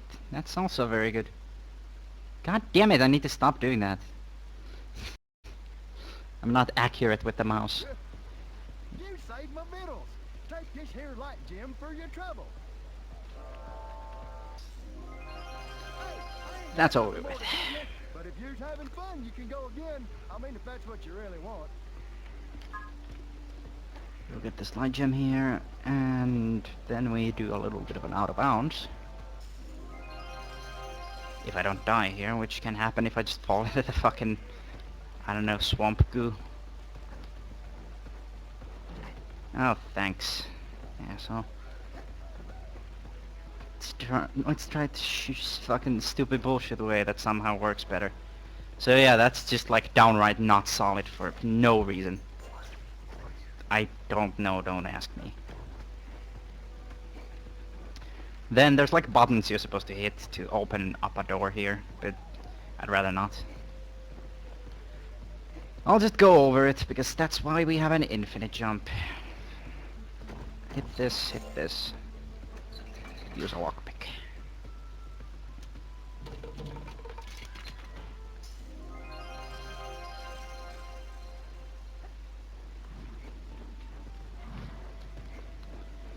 I'm gonna wait on this, because it's not really a great idea to go for it when it's on the left.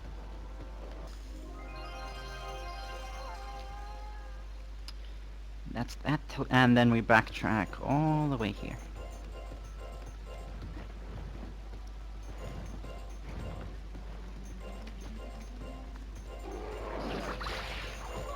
What?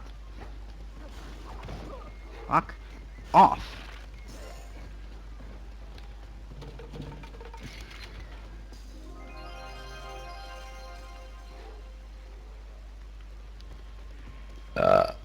Excuse me. I'm not sorry. Anyway, here's the last dark gem, and then the last dragon egg, and then the last light gem in the next section.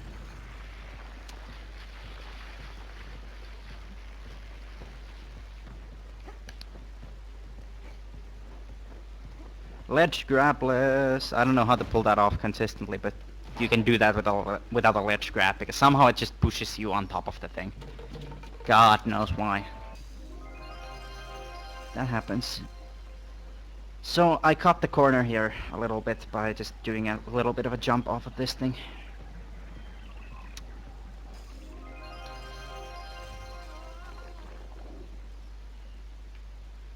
And we're done. That's Crocodile Swamp. Levels in this game are pretty long, but it's not like there's a ton of them. Hello, Spyro. This is a remote shop, man. You can get things here for the same price you will get in the main shop.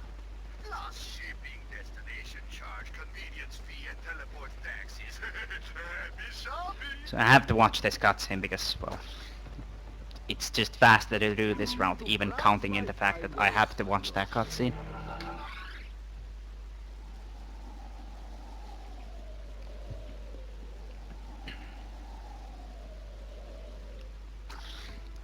So, get 2 lockpicks because that's all I need. Jump to the left here because it's fast to go on the left, because if you go forward there's an invisible wall blocking you from going left. And then you have to watch out for money bags. Also, I got the music glitch, which will just basically always happen here.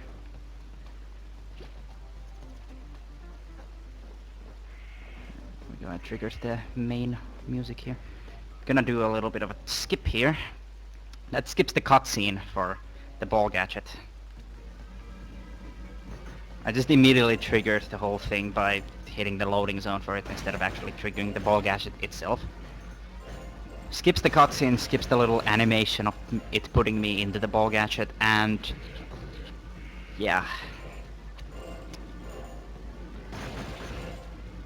There we go. And this is the only way into Dragonfly Falls. And fun fact, you do need 8 light gems to go into this ball gadget, otherwise you soft lock when you come out. Not sure why it does that, but okay. Like, you're normally supposed to require fucking 8 light gems, but I don't know if you can skip into it so easily. I don't know why that's like a thing. Whatever. This is Dragonfly Falls. It has a lot more swim there than Crocodile, if you can believe that.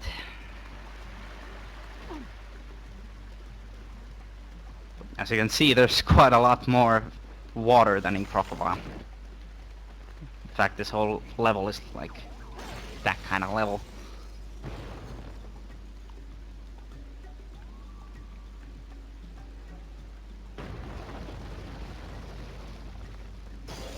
There's also a Sparks minigame in here, but it's nothing special because it's the first one, so it's the easiest one. It should be. Anyway, let's do a little bit of infinite jump to OOB, because that's the main theme here, it would seem. Hit this water, can swim in there. This thing's not loaded properly, but it doesn't matter.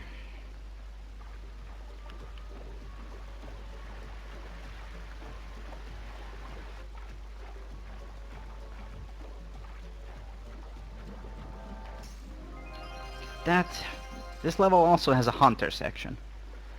But why bother? Because you can actually load this hunter section quite easily without using hunter whatsoever.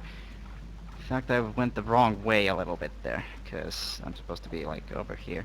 It's kind of hard to navigate out of bounds if you don't check the map, and well, that kind of shit can happen. It's not a huge deal, but it's a thing. Yeah, skipping the whole hunter section like that saves a lot of time.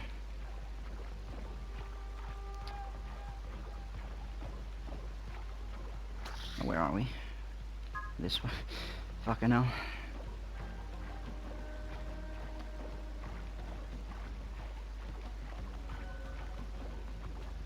There we go. Bit too much to the right, but no matter. It shouldn't really matter.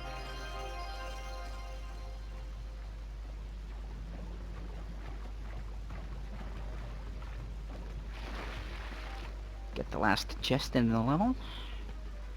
There's only 2 in this level. It's the lowest amount in the entire game.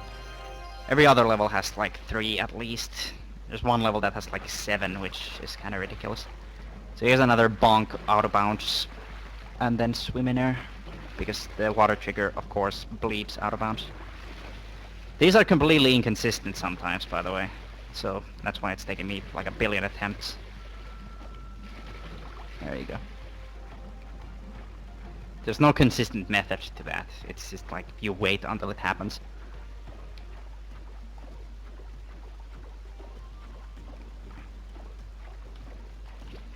That bonk on the wall, that is optimal, yes. And get this light gem. If it happens to ever load in. There it is. Bit too much to the left. It's easy to miscalculate things like that, but whatever. Do a bit of an infinite jump out of here.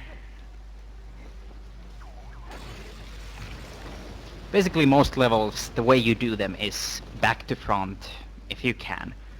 Because as per usual in Spyro games, that happens to be fast. In general, in platforming games, it's fast to do levels from the ending to the beginning. Just for some odd reason, I don't know. Maybe because video games, I don't know, I'm not an expert. Give it up, Spyro. You'll never picture that crack in the wall. Anyway, here's that Sparks minigame. Nothing special, really. Go in there and do it for you?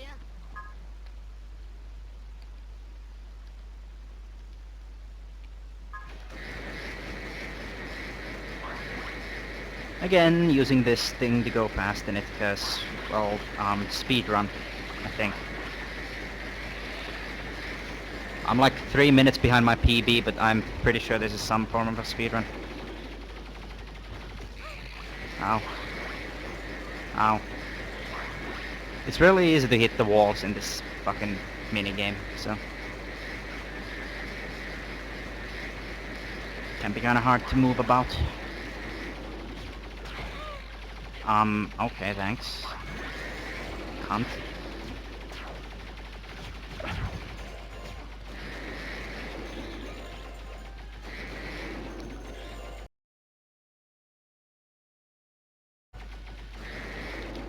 Okay.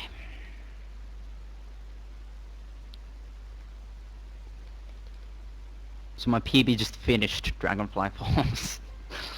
This is a great run. Here's a dragon egg. Are we done yet? Goes to show that, like, I'm not making super huge mistakes all over the place, but I'm losing so much time. Like, it goes to show how, like, I've actually gotten this category to a point where it's like a decent speedrun, almost. Not really. Still, though.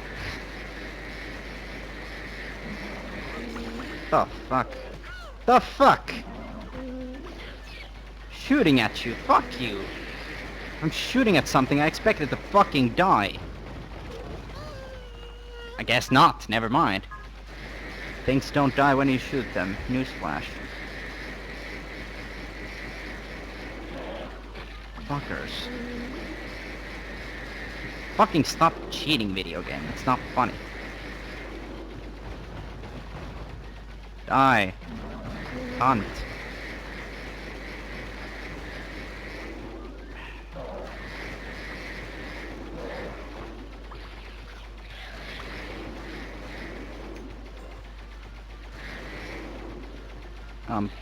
Go away. Go away.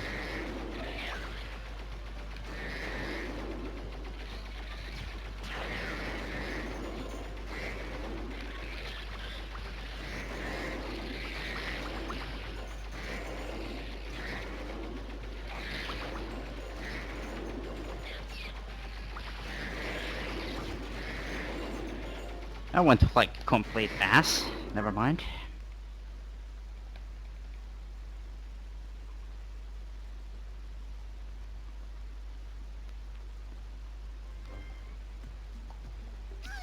Look, I like Jim. You should start appreciating me more.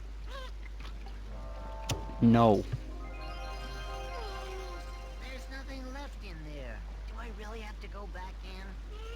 God, no.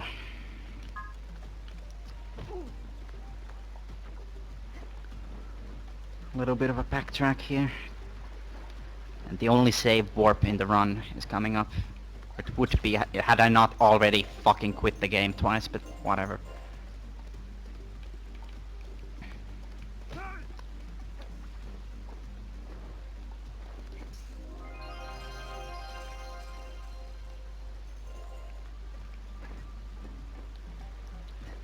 Nice. Sometimes it just fucking kills me there, which is super fun. Because time loss is how you go fast, apparently.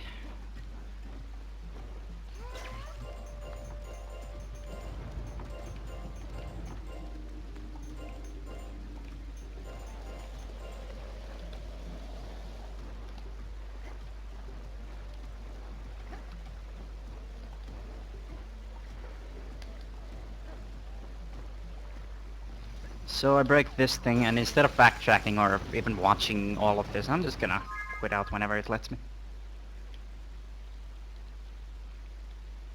Come on. Takes a while to save the game for some reason. Whatever. Anyway, just load the game, and that's a lot faster than backtracking.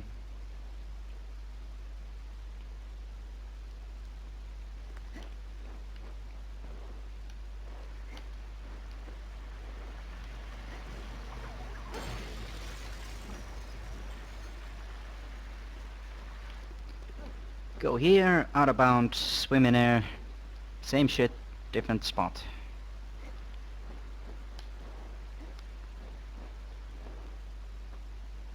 Now this water here is not actually water, but this is actually water. There's a lot of fake water in this level. It's kinda annoying. Like, fucking, why? Like this entire secret area here, which is there's a light gem door here that you're supposed to open with 70 light gems, but since I don't feel like coming back here at any point, I'm just gonna skip into it. But yeah, all of the water in this secret area is fake water. Also, I'm dumb and bad, but whatever. These bats ignore you completely if you're swimming, because they don't know how to handle something that's swimming, because they're not in the water, obviously. We're done here, that's everything, right? Isn't it? It should be, yes it is. Wouldn't it be great if I just start missing shit, because that would be fucking great. Ah, there you are, my... Thank you. We're 5 minutes behind. Fuck you. God damn it. This is a great run. This is a speed run. Fucking hell. Oh my god. Kill yourself. Thank you. We leave Moneybags there and never talk to him. Because why the fuck would I? And on to hop 2. 100% this, and then hop 3, and then hop 4. Very simple. Very obvious.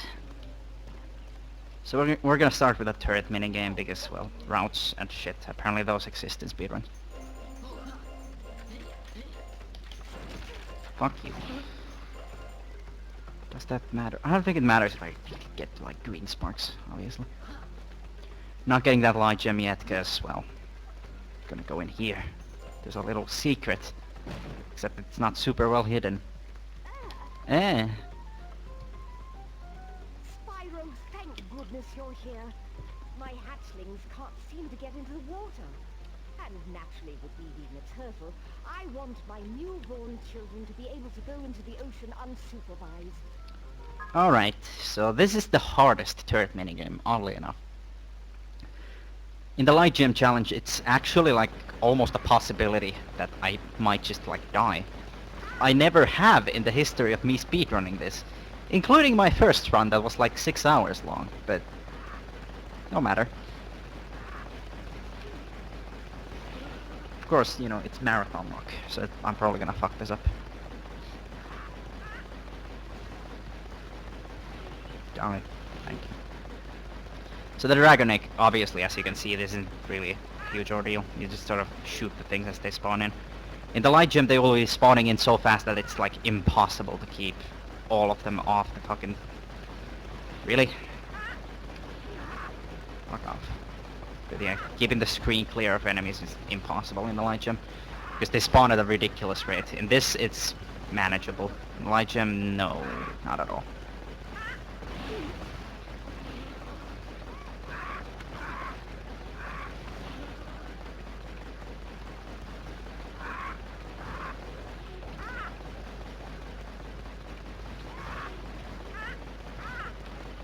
There we go. 111, it's confirmed.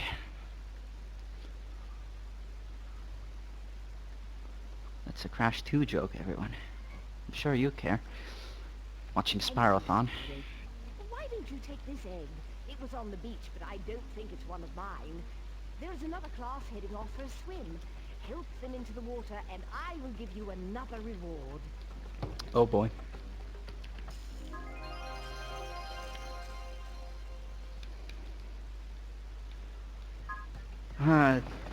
Oddly enough, now that I think about it, the theme for the minigames in Hub 2 seems to be that they're the most difficult ones, except for the Blink minigame, really. Cloudy Speedway in Cloudy Domain is easily the hardest speedway because it's fucking dumb. Anyone who's ever played this game would know why. And you'll see that later. It's at the end of Cloudy Domain, which is the next level after I'm done with all this shit. And then there's the Sunken Ruins Sparks minigame, whatever the hell it's called, which is awful.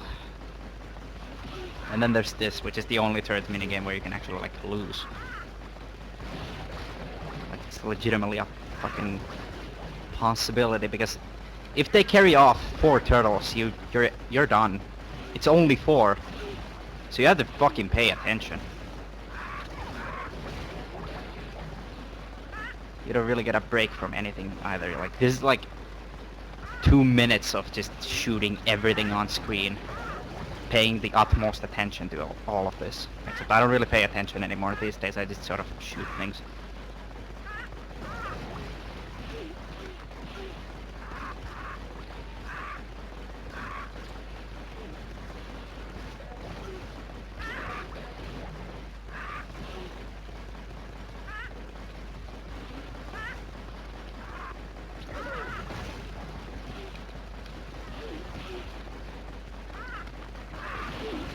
Nice. Quadruple kill within like 0.2 seconds. Nice, nice. It doesn't even matter.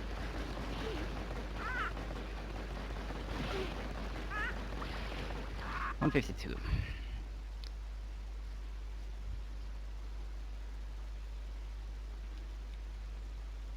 But yeah, I rescued my turtle friends. Now they won't become soup. Make you the children's godfather, except I know you'd rather have a light. This is one. good. Okay.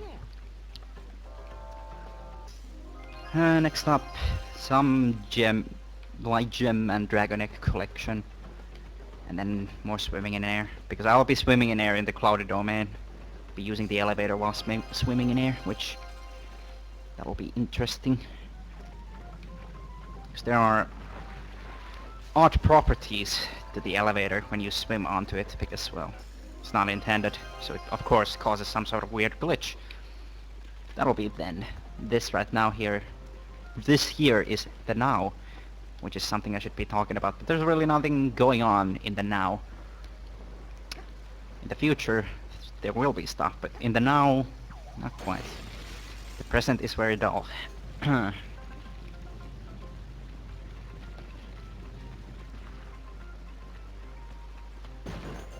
Okay. These are really annoying to avoid, but whatever. So I use this whirlwind to get a little bit of a boost and then jump and hope I make this, basically. If I don't make it, I have infinite jump as a backup. And of course the ledge grab. Now here's, I want to say, a unique swim in air method. But there's actually 2 of these in the run. One is in Hub 4, way later. But this one is, like, just look at this. Fucking look at it. Look, how lazy do you have to be? All you had to do was put some water there, but there's actually no water there. The water plane ends there. So you can just swim up out of the water like that. Fucking Eurocom, Jesus Christ.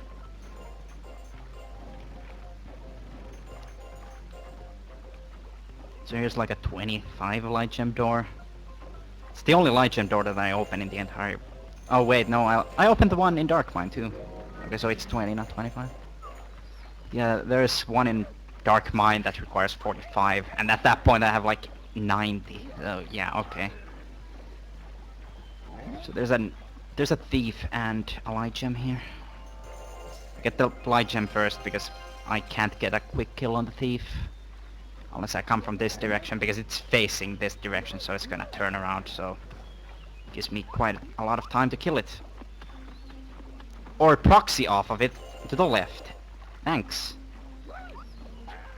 Getting thieves with swim can be annoying if you don't know what you're doing. Just like any other Spyro game, it's a pain in the ass. However, I do have a pretty good idea of what I'm doing, so... I've never missed that, by the way. I don't know why it pushed me off of it, but thanks. Cool game.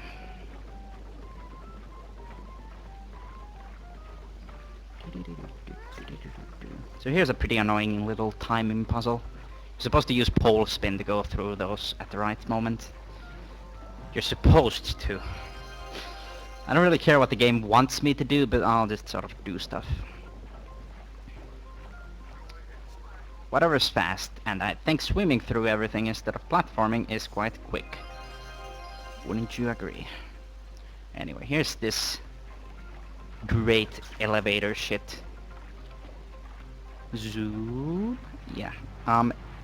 This elevator is constantly pushing Spyro upwards, so if you were walking on it normally, it wouldn't do anything because it's not like it pushes you up into the air. But if you're swimming, since you don't fall down while you're swimming at all, you just get pushed way the fuck up. There's a certain thing you have to do in order to not end up like 3,000 miles up in the air once the level is properly loaded. So you like swim off this platform because it pushes you here. I'm stuck under the platform where the elevator is. Otherwise I'd be way up in the air and it would take me like 25 seconds to get back down. So that's how you deal with that. Anyway, this level is actually a really nice level. So it's kind of a shame that yeah, I'm cheating through all of it. Except no, it's not. I'd rather not play this normally because it's fucking hard. This is one of the harder levels to just do casually, really.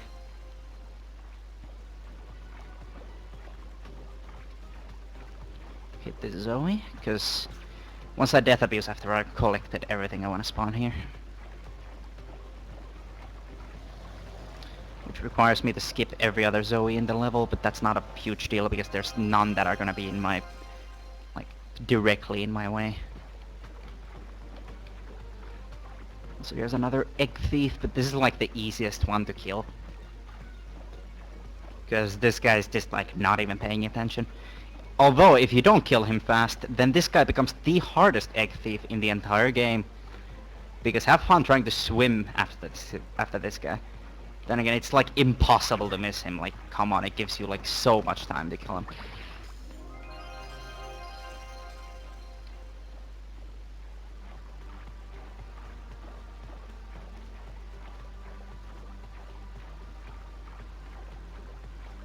Swim down a bit, because I need this egg here. No worries, because the death trigger is much, much below me. Obviously, because, you know, how else would you get that? So there's a Zoe to the left, so I'm gonna stick to the right. You maybe saw her for a moment there.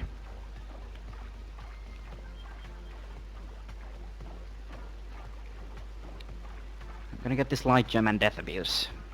Because this light gem is like far away from everything, so it makes sense to get this as the very last item. And now we spawn here at the end of the level and get the last dark gem first. And then do the kind of fun ball gadget section, except not really fun because this can fuck you over really hard. This is one of the few things where the Dragon Egg challenge is so much harder than the Light Gem challenge. Like, ridiculously so. I haven't missed it, like, missed getting it first try in a long ass time, but it's a marathon, I'm probably gonna miss this.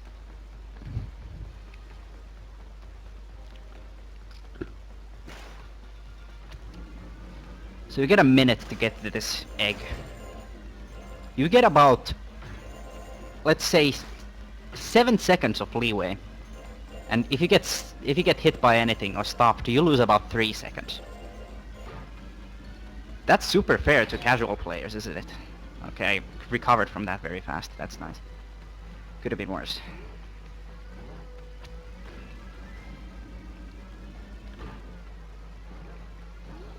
Yeah, this is not at all easy. This is very tight.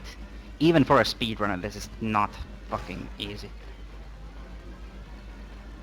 Like, when I started out running this game, this was like one of the major things that I like would save time on because I never got the first try on it. Now I get it pretty much every time. Okay, well, apparently there's a bit more than 7-8 seconds, but whatever. It doesn't give you a lot of leeway on that. There's a skip you can do for the light gem, but it's so inconsistent that it's just downright not at all worth it. Even though it does save 15 seconds.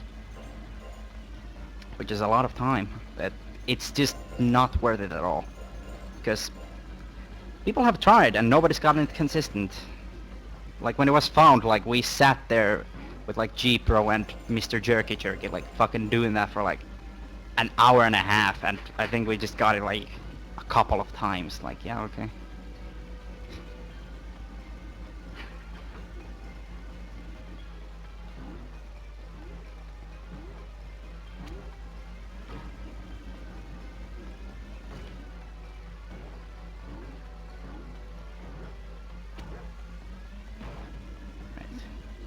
Yeah, the light gem is basically free. Like, they give you so much more time because, well, obviously you're going through a section with more shit in it. But it's so fucking dumb because it gives you way too much time. Look at this shit. I'm getting it at fucking 15 seconds. Like, yeah, fuck you. The light gem should be harder, not easier. Anyway, this puts you at the beginning of the level.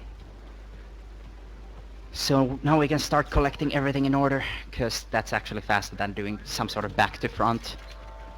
Like you start with the end, but you don't backtrack through the thing.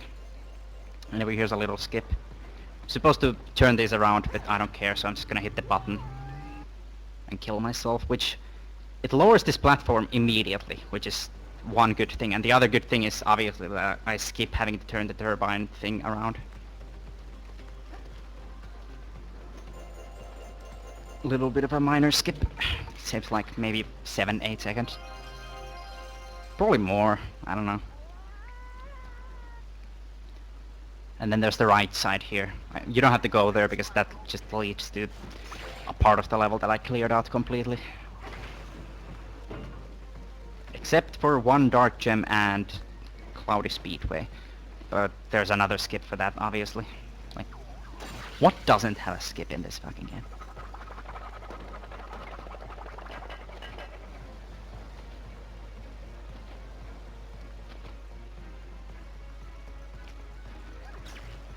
Kill this guy because it's faster.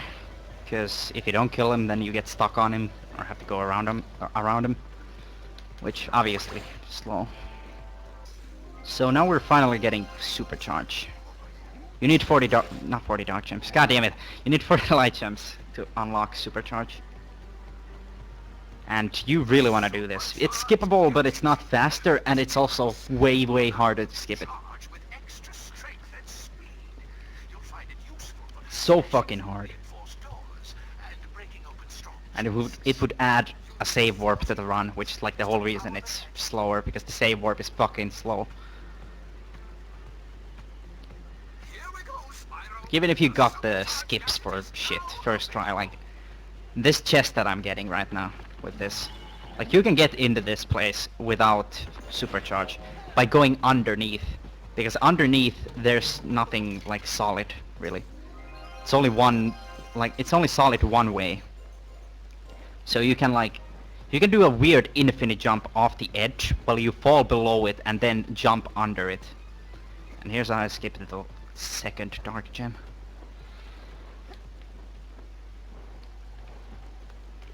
Wait on this elevator, and there we go. Yeah, you can just go under it, which is so fucking difficult to pull off.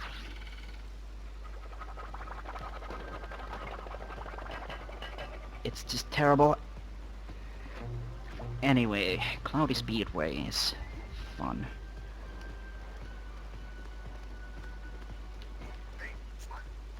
Hey, Spyro over here.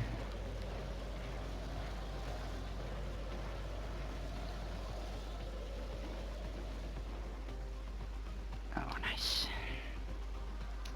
Greetings, Spyro. Still fighting the good fight, I trust. Oh, at last, we're really high up, aren't we? There's an area that only us bird types can reach. And I might be able to earn you a dragon egg or a light gem. Oh boy. So this is an infamous part of the game. Because this speedway is fucking huge, and it puts some of these things that you have to collect / destroy into very obscure places. Like the light gem has a particularly infamous turret that's placed on top of like one of the big things in here, and you would never think to look there unless somebody fucking tells you. Whoa! Timeout! What the fuck was that? Other than bullshit. It's just, you know, that goes without saying. So yeah, that Dragon Egg isn't too bad, but the light gem, like, it'll take you like 2 minutes if you get unlucky. Because the turrets here, yeah, they're not fun. And this is why they're not fun. They're like impossible to avoid sometimes.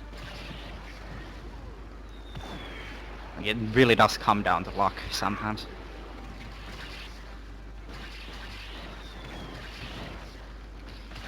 Fuck off.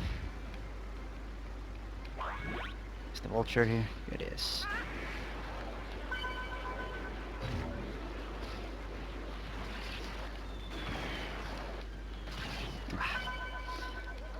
That was what, 3 hits from turrets? That's fucking shit. I still lost like fucking 10 seconds from that. Just because I can't avoid turrets.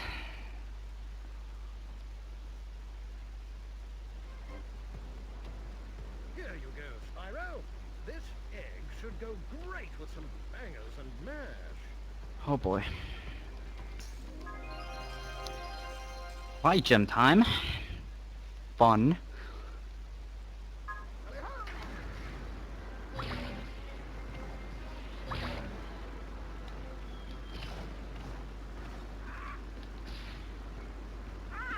Let's see how many times I can actually avoid getting hit by a fucking turret.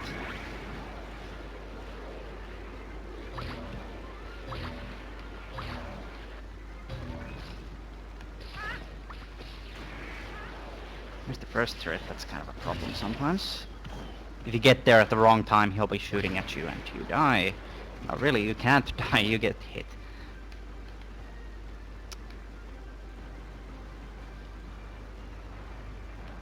The way things are scattered around in this speedway is really bad, which makes it the longest speedway, because you have to go everywhere in this place. This whole level. In the slowest possible way, and there's not too many like turbo things that it gives you. Like there's 2 that you get, and neither of them really make up for all the fucking sidetracking you have to do. God damn it. Get the vulture.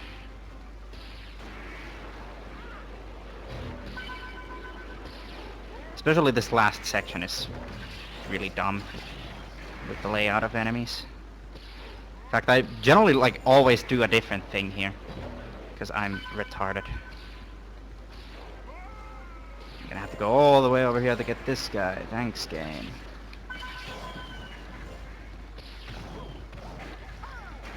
So here's the infamous turret. It's on top of this fucking thing. Like, yeah, I could figure that out. 150. I mean, that's not shit, but it's shit.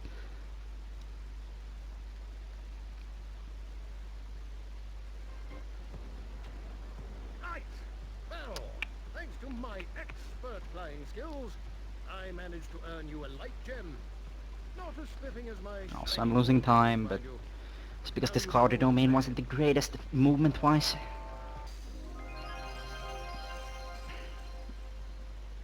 Spyro, over here. Ah, there you are, my favorite Do one. that first. Cannot forget those lockpicks. Well, you can, because you can still, like, buy them on this shop path that I'm spawning in on, but whatever. Anyway, we came here at the beginning of the run, and now we're finally gonna clear out this shit. Gonna get the dark gem here, go talk to the fucking otter guy. Get the light gems. Then come back and go to Sunken Ruins. Which is kind of a pain of a level, because it's usually the level where I lose the most time. In my PB I got a fucking perfect Sunken Ruins, of course, so that was great. Not like it matters, it's a marathon run, but I can still pretend. So since I only hit one of the water wheels, I don't actually have enough water to get to this normally, so I have to infinite jump, but... Really? Is that a problem? I don't think so. Oh, god damn it, fuck you. You want to trigger this guy far away from him, otherwise you talk to him twice. Same reason you talk to Bentley twice in Gloomy Glacier. You activate the talking trigger and shit. How am I doing on my splits? 521. Guess which? Plus or minus? Fucking plus 521. So yeah, 5 minutes lost so far. Considering the length of the run, that's like expected, but come on. Why does it have to be so shit?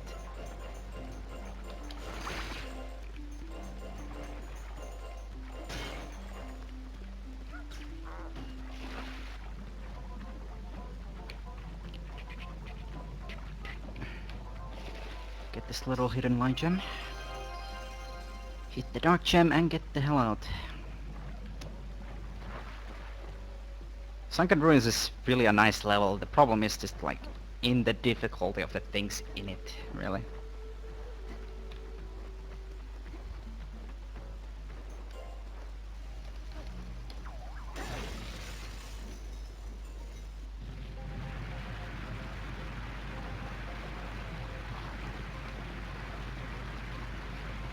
So that's that.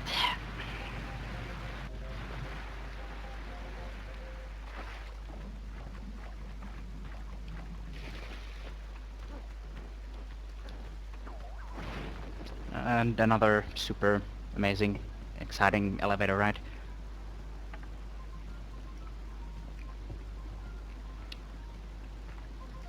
So yeah, this level has 7 chests that you need to open, which is basically more than twice the amount of anything else in the fucking game, which is great.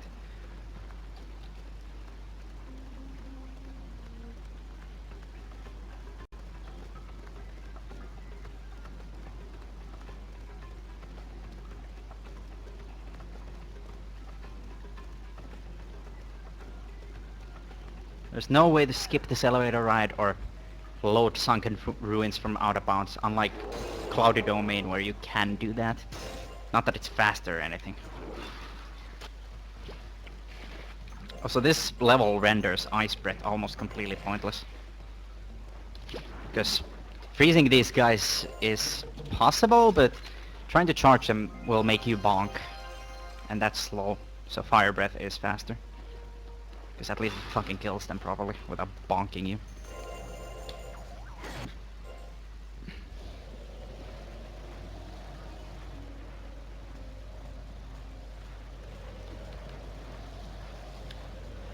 So this is a very slow section that is completely unskippable. Like, there's no skip for this whatsoever. Like, impossible. Because there's a chest up here, so even if you could swim in air up here, wouldn't matter.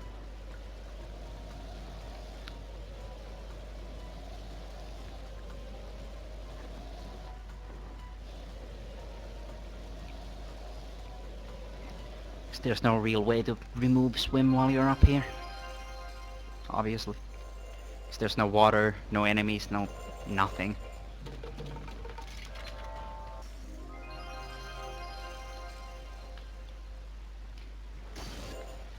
So we skip this mermaid with an out of bounds, like most things. And then we skip another little thing, we skip the invincibility. First invincibility gadget thing, but we do need the invincibility gadget. It's entirely skippable for the run, but it saves so much time to use it in one spot. Like, fucking like 5 minutes. To, you know, we'll get that. We'll get to that later, but still. We don't get invincibility gadget because we have to. We get it because it saves time. It is very easily skipped, but yeah, normally you're supposed to use the invincibility to swim through a little thing of death plain water. Like there's the hole, you swim in there, backtrack, get the light gem. Instead I just OB into it, cause faster. However, now get this egg, and now I'm gonna do an odd little trick. Bring up the talk prompt, the Y, or if you're on PS2, triangle, and do it for both of these. This looks like a job for Spyro. It will trigger both cutscenes. This is the only place in the run where this is useful, but you can do this in a lot of places. Want me to risk my life while you stand So this is guard? the only one where it's something that saves time. Oh wait, I did that early. Fucking whatever. Never mind, we're not saving time. You're supposed to wait for the cutscene to end, but like I was just like, oh, it's giving me a prompt. Let's push a button. Who cares? I don't care.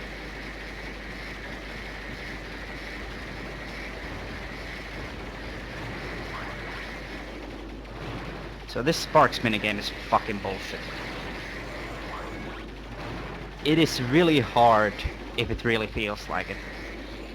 But it really shouldn't be hard, because as we've mentioned a billion times over, there are no invincibility frames in this game for any of the characters.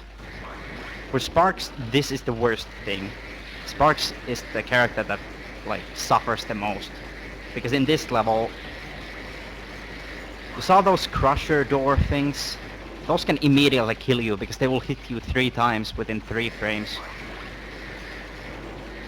Like that thing. If I get stuck there and I'm really slow, I fucking die.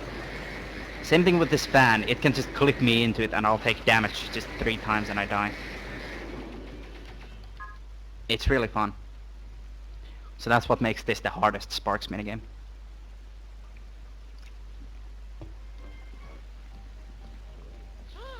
I found a dragon egg, although I have no idea how I carried it out.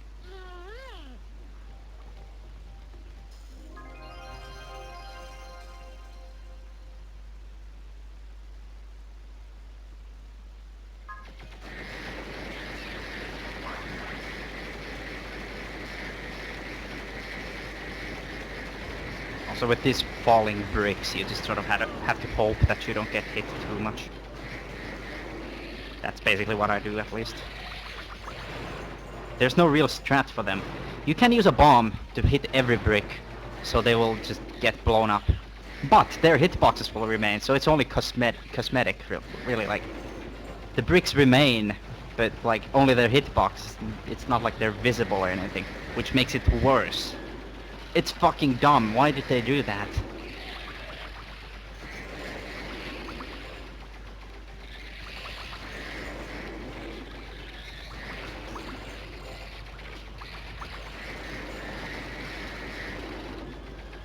So here's where I waste another...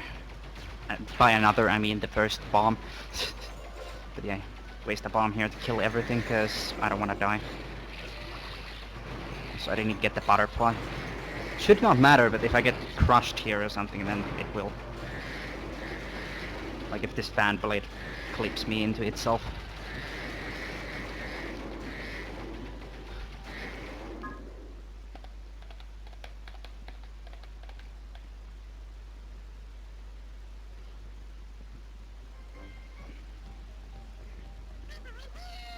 Check it out, a light gem. I'm so good, this game should be called Sparks the Dragonfly.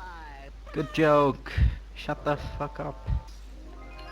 Anyway, since I pushed yes on the fucking prompt early, I'm gonna have to watch this cutscene actually. Oh, hello, Spyro. Because cutscenes only go away in this game if you watch them completely.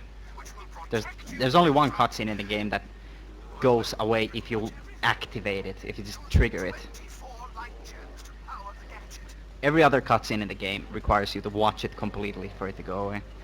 The gadget is active. And that cutscene that like doesn't function like that is the ball gadget introduction cutscene thing with the professor. You can trigger it and then like just go into the ball gadget and it despawns the professor, so he no longer tells you about the ball gadget. It will also make it so you can't open the door to the nursery ever, which is nice. Of course that's your own fault for glitching the game, I guess.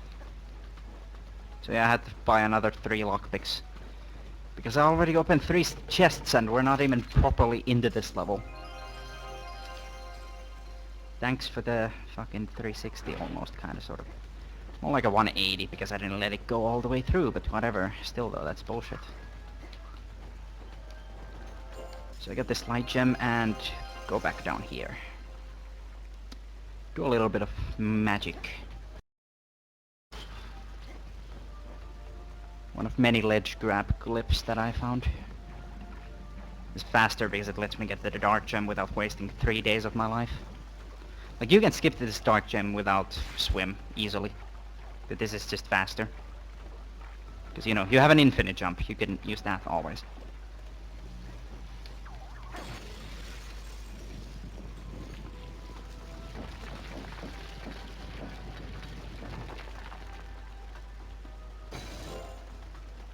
And yeah, there's like a very slight amount of water up here, so you can get rid of the swim.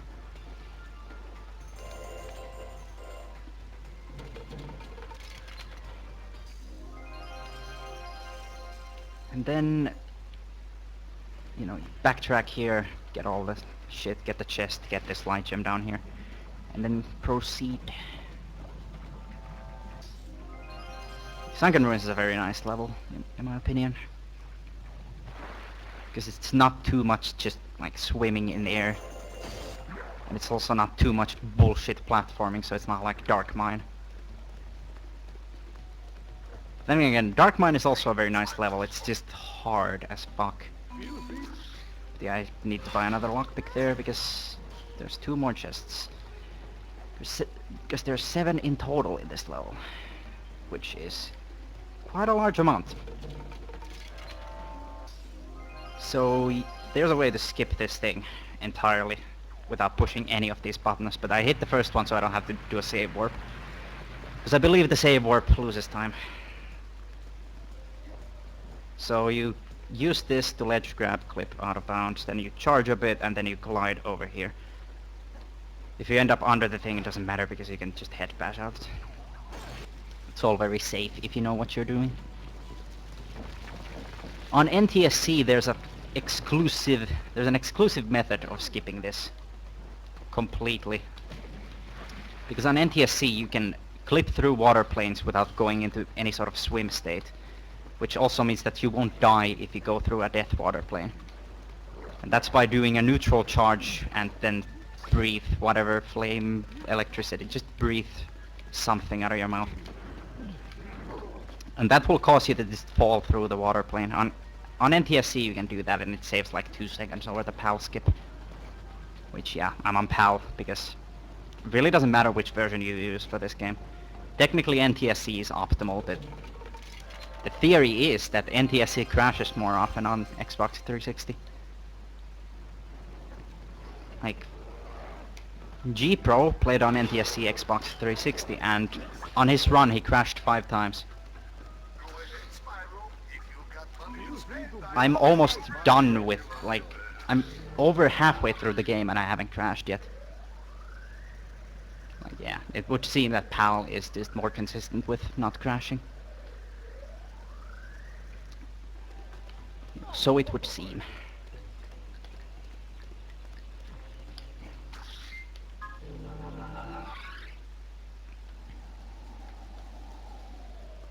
Yeah, that's hubs 1, 2, and 3 is halfway over with. I just have to clear out everything else By everything else, I mean basically the shit that required supercharge. Because skipping all of that is possible, but not recommended because it's slow. Browse my fine wares, So I do need Spyro, these. and spend.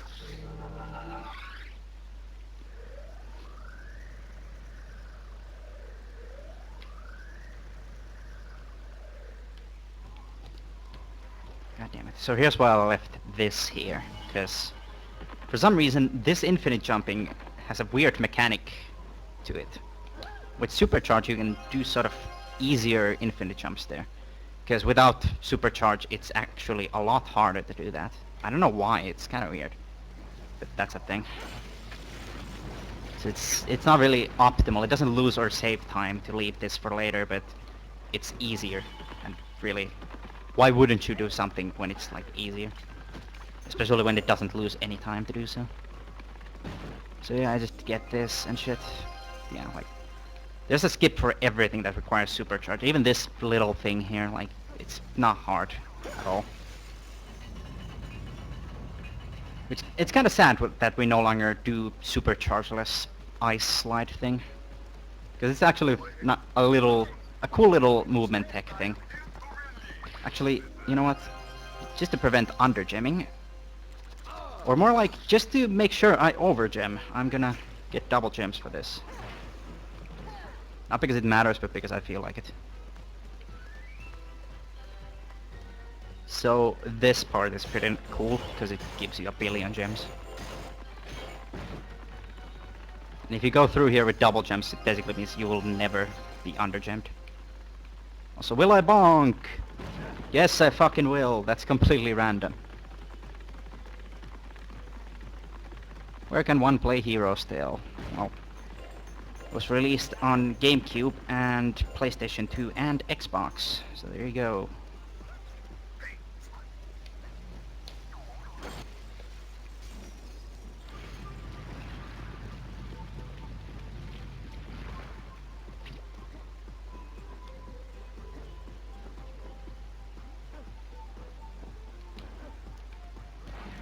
Ah, fucking quickscope, come on.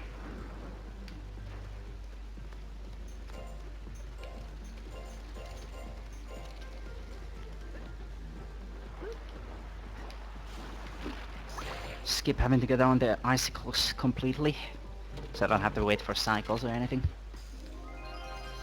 Because first of all I can do that, and second of all I can just do this, because see this thing in the corner, you can stand on it. Yay. And then you can easily infinite jump over. Saves quite a lot of time because you don't have to wait for everything.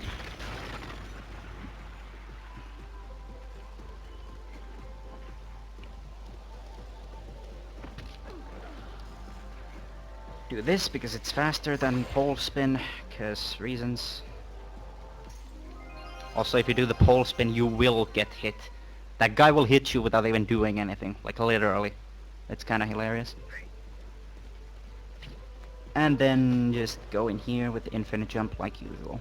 Because there's a 95 light gem door here. It's basically like the last thing the game really wants you to do in the entire game, you know?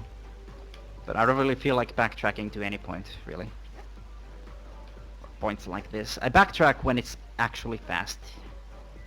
I could do the entire game without any backtracking whatsoever, but that would be slower.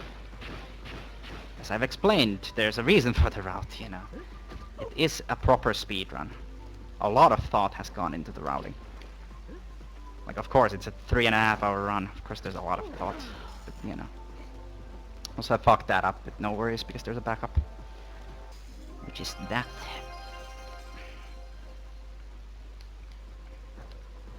So yeah, I haven't missed any items, because, yeah. I have just enough. Thanks for that. Kinda annoying.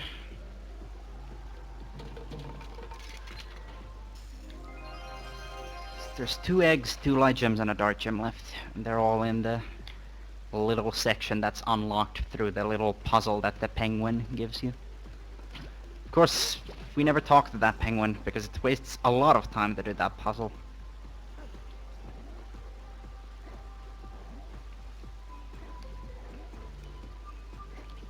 And the fact that route-wise it's really shit to have it. So there's like a billion reasons not to do that. Main reason being speed, obviously, yes. There we go. Sort of collide in a direction here and hope you get to where you need to be.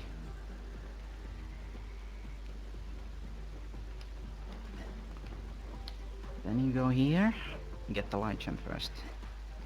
Because then it allows you to hit the Zoe, and there's a reason for that. Also, thanks for dropping that. God damn it. Cool game.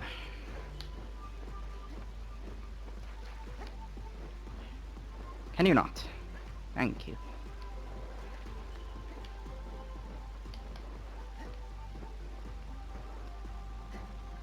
I'm skipping hitting the button because, I don't know, I feel like doing that this time around. Like it might actually be faster. I don't know. Nobody's timed it, and it's kind of stupid and inconsistent. But what can you do other than actually hit the button so you don't waste all your time in this fucking shit, you know? Yeah, who knows? Really gonna have to time if the button is faster or slower. Yeah, come down here and I'm gonna death abuse after I get the egg.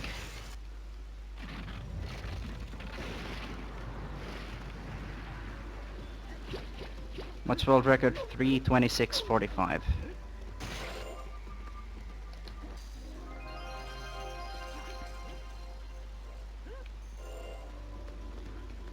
Currently I'm about 5 minutes behind that world record. Because I do have splits going. And my splits are world record. Because I have the world record. Oh, I'm the only person who plays this. No shit. And I can't find my husband Phil to do anything about it. Please go in there and get rid of those troublemakers, Spyro. Sure thing, Tara Strong.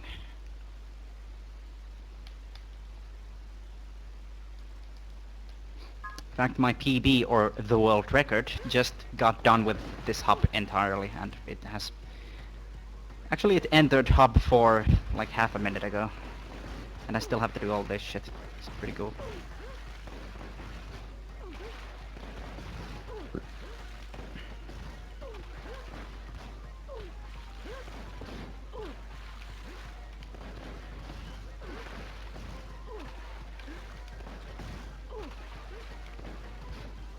Come on. Come on. It's not like that loses time because they're still spawning, but, you know. It's annoying. Is this the last guy? Thankfully no, because it was slow anyway. That's the last guy.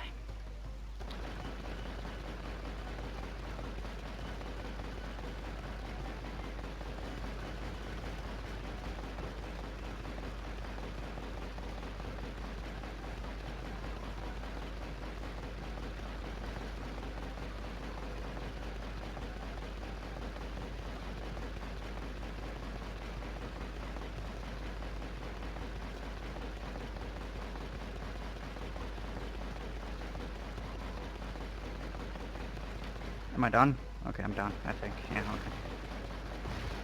Switching phases to the third and last one.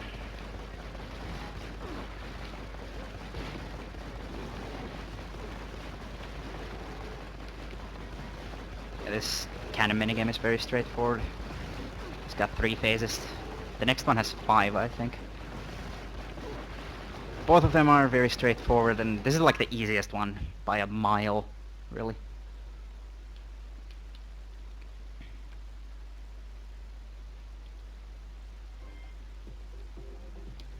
Thank you, Spyro.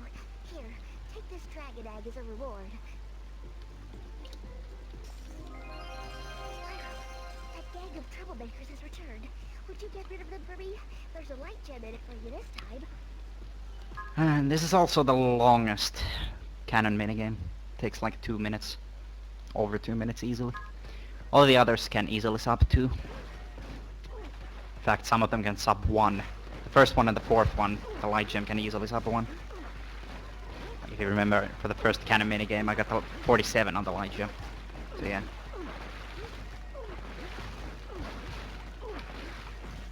the reason I'm just one-shotting these guys is because I don't care. It's not like you have limited ammo or anything, but eh. Showing off my skills that I've accumulated over the, not years, the months, I guess.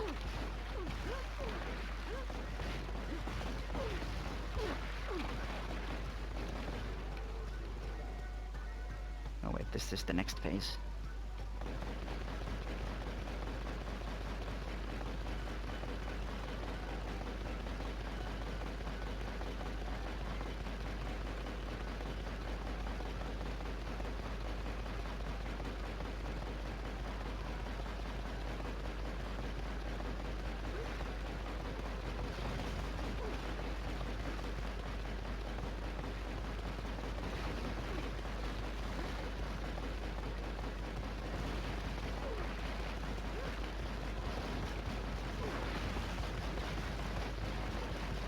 So the spawns for everything here is obviously random, so I just try to guess, basically, where the last one's gonna end up, so I save a little bit of time.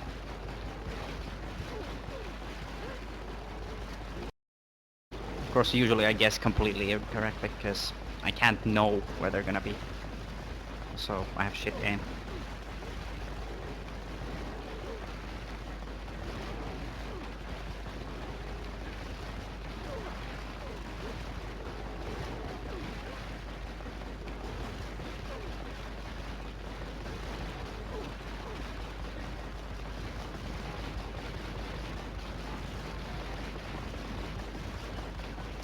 Guessed wrong. I chose poorly.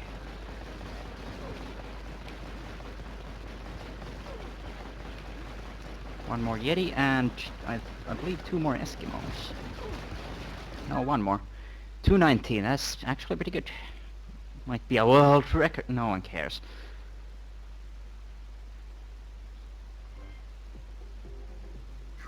Thank you, Spyro. Here, take this light gem as a reward. Come back anytime. Is it safe yet, Spyro? Or do they keep coming back? You can go back if you want. I'm staying here. 60, 30, 75, which is exactly 75%. Because that's the way they divided up the items. They put 25% of the items into every hub. I've cleared out the first 3 completely, which is not supposed to be possible before entering hub 4, but I don't really care what the game makes out to be possible and impossible. I just sort of do things in the way that I feel like it. Oh, fuck you. This is kind of a painful autobound sometimes. Only if the game just decides that it's gonna be painful. Which is not very common, but it can be. That's the whole thing that bothers me about it. Done with that. Fun fact, I haven't saved time on a single split so far. Not one. I don't know what I'm really doing wrong, but okay.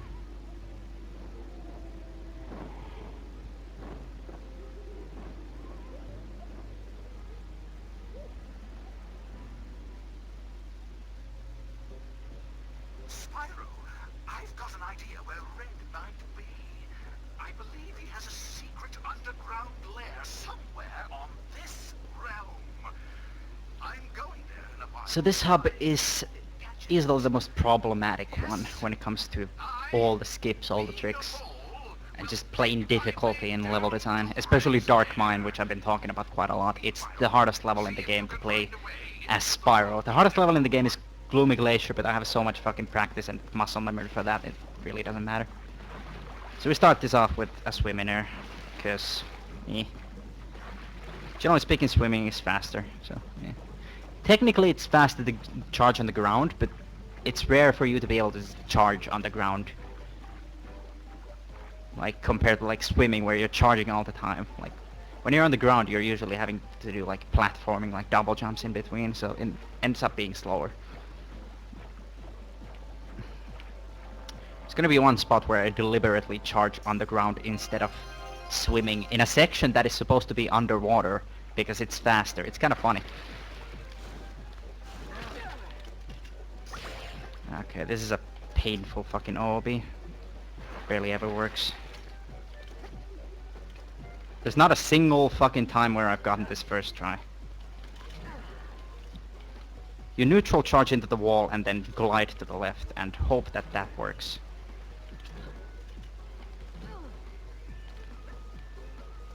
And it really does not. There you go. Allows you to get out of there faster.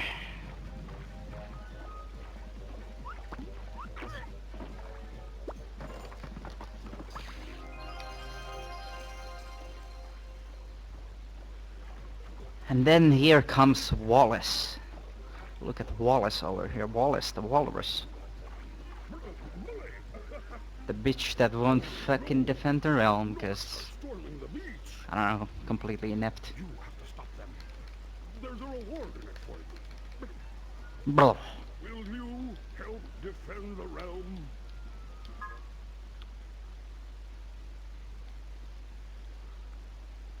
Right, so this is one of the easier kind of minigames, ironically enough. Because it makes it out to be very difficult at first, but then once you realize the strat for this, which is just like shoot things without caring too much about letting Norks through, then it becomes so easy once you realize that. Like, you don't really have to care if like you let them past. You just have to care about killing as many as possible.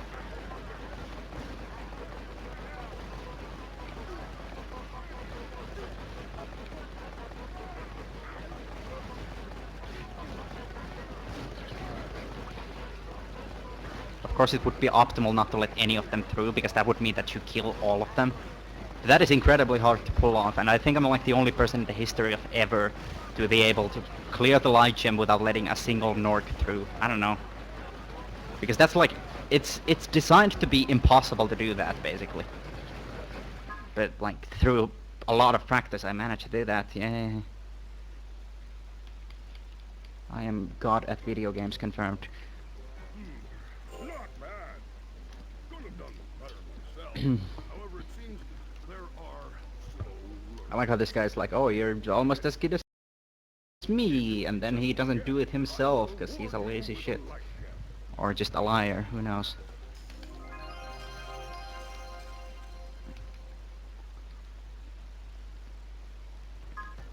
So yeah, at the start you have the two first Norks spawn in the same spots every time, which is why I just like always get them fast, obviously.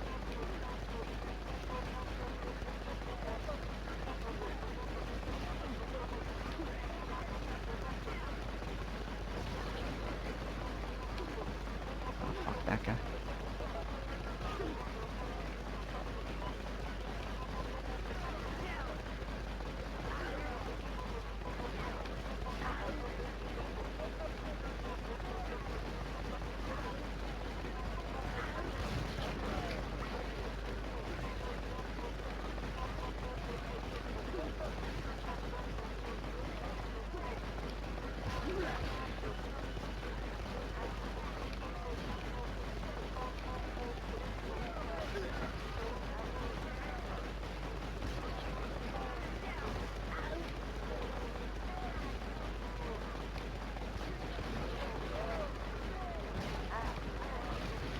.106 is shit, but whatever. Humble brag, nothing fucking humble about it. I don't care.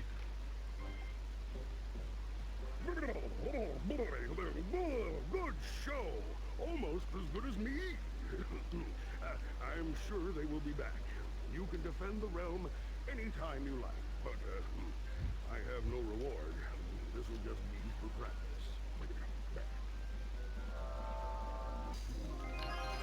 We're done with Stormy Beach. There's one dark gem, but that's like way, way at the end of the level. Thank you for the swim. Again, just swim in here to the end of the level, I guess, because, you know, fast. The entirety of Hub 4 is basically one linear hallway, pretty much. Which is kind of a weird decision choice, because the rest of the game is completely open world, but Hub 4 is literally just fucking, like, the only thing that isn't completely linear is Red's Lab. It's the only place where, like, the whole thing is, like, actually divided into sections. The whole game is open world except for every level in Hub 4, with the exception of Red's Mine. It's pretty nice. So yeah, I got rid of swim there, which gave me a little proxy out of the water, which is kind of nice. Not really useful for anything. Like, yeah, it launches you high, but you can just swim that high if you need a high launch like that. So whatever. Okay, thank you very much. This way.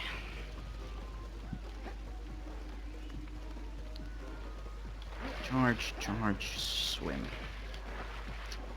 Again, this kind of swim in here. Because there's... fuck you. There's no actual water plane here. Like, it doesn't extend far enough. God damn it. This is not hard, so this is kind of annoying. Especially since I got it already. Fuck off. Come on. Let's go. Yeah. It's just very, very lazy of the developers to just not have the water plane be ridiculously large like it's in every spot. Every other spot where there's water in the game, basically.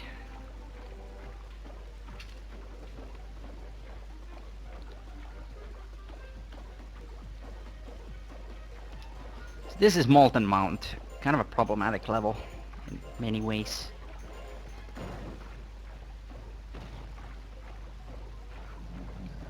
First you hit the shop pad, we'll get to that later.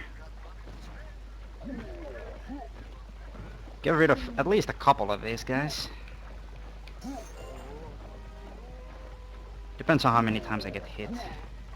Optimally none, of course. Off. Gonna have to swim around and try again.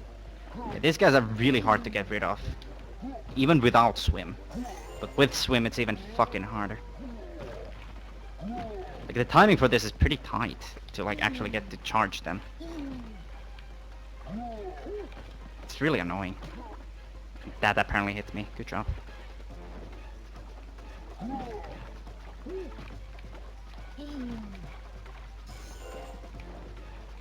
Green sparks is bad, but I don't really care. Gonna leave one of them behind for later. Because I will be returning to that point using that shop pad. That's basically halfway through this whole thing. When I get around to fucking around with shop pads and shit.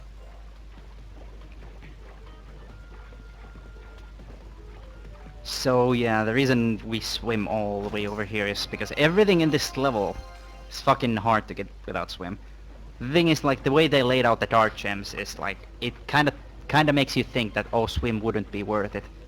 Well, if you use the shop pads in a creative way, swim will save you like 5 minutes.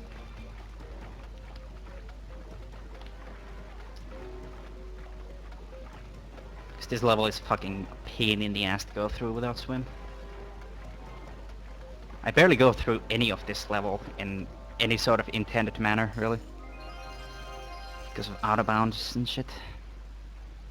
Let's see if I'm going in the right direction. Yes, I am.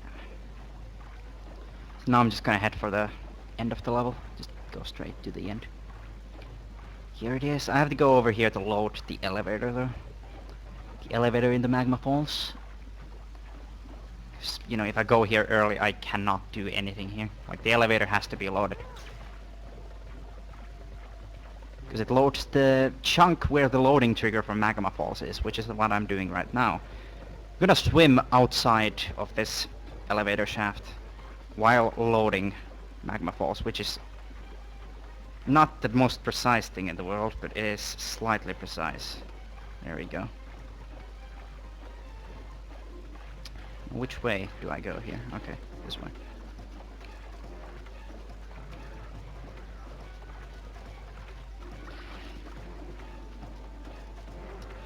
Come here for this light gem. Hope I survive this, because they can just hit me.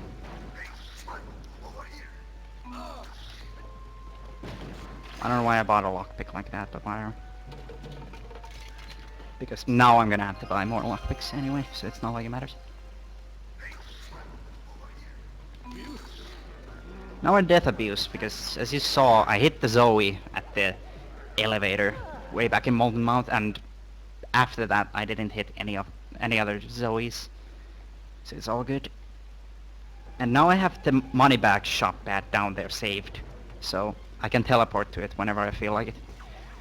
Doing that skips having to come back up through the elevator Because like after the elevator, if you like go down using the elevator or without loading the thing from out of bounds, there's a Zoe right outside of the elevator shaft. So you have to take the elevator up from there. Then that loses like 28 seconds, I think. Something like that. I think I timed it once when I fucked it up, and I was like, oh, let's see how much time I lose. So I used this to save a bit of time on having to actually like do the level. Because I don't feel like doing the level normally, so I'm just gonna climb up this wall for the next hour. Fail. Try again.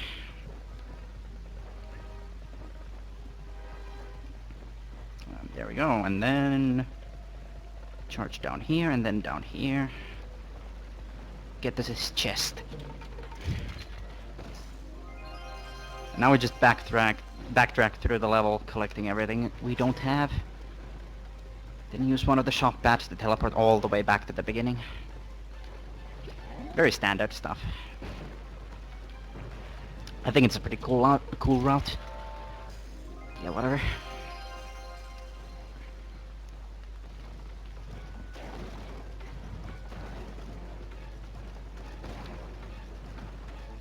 Yeah, thanks for that.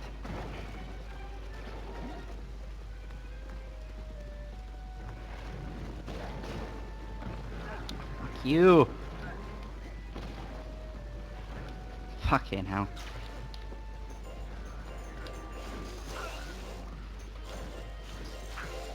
So here's this annoying thief. Let's see if I can get the quick kill on him, because... Ah, fuck off. If you get stuck on the fucking scenery, then goodbye. There goes any chance of a quick kill. Don't want to hit that chest accidentally, because that would not do anything. Yeah, I want to get abuse out of here, because fast, apparently.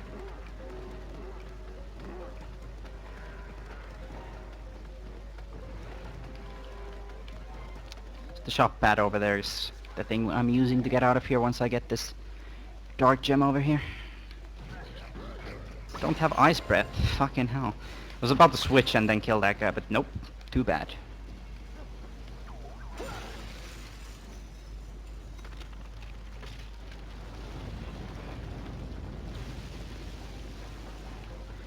Ah, thanks for that.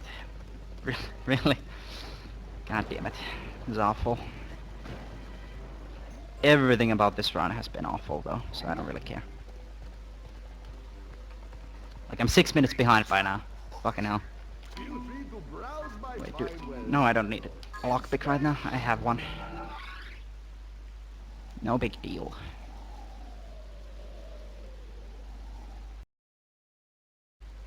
And let's get this last rock monster without swim. Now, that should be fun. Thing is, with swim, I can more easily avoid getting hit, but with swim it's harder to push them in the right direction at all times. Shit like that keeps happening when I'm not swimming. Yeah, that guy is dead. Last dark gem. Now I have 2 eggs and 2 light gems left in the level. One of each is gonna be in the speedway over here. Instead of going the intended route, I'm just gonna go over here because I don't care. Infinite jump OP. Failing infinite jump OP.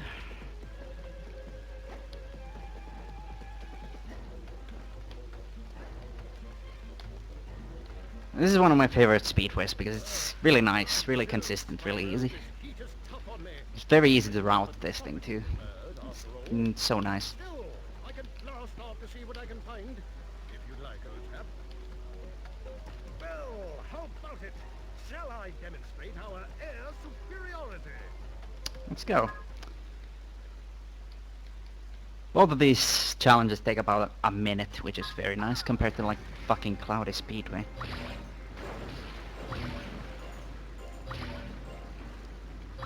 And it's also very easy. It's a very linear route as well. This is like the only hard part in both challenges, really. Like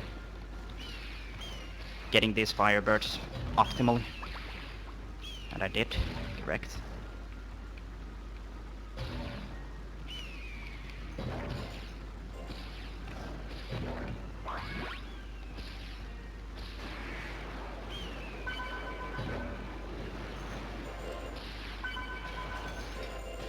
I don't think it's worth it to fucking go back. Oh, fuck off. I forgot.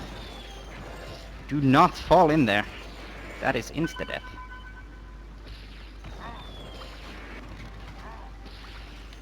And that's done. No! Okay, I still finished. No worries. Jesus fucking Christ, this game hates me. At least it fucking finished immediately as I died. Jesus Christ, that could have been a minute lost. That would have been fun. I don't know why he decided to roll me to the left, but thanks anyway, game. This route is a bit more different. You go the opposite way.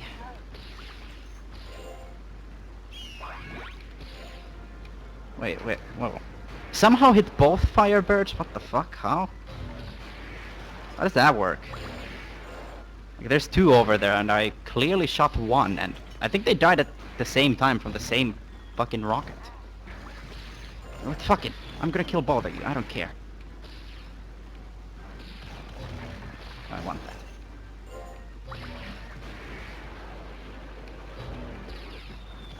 Okay.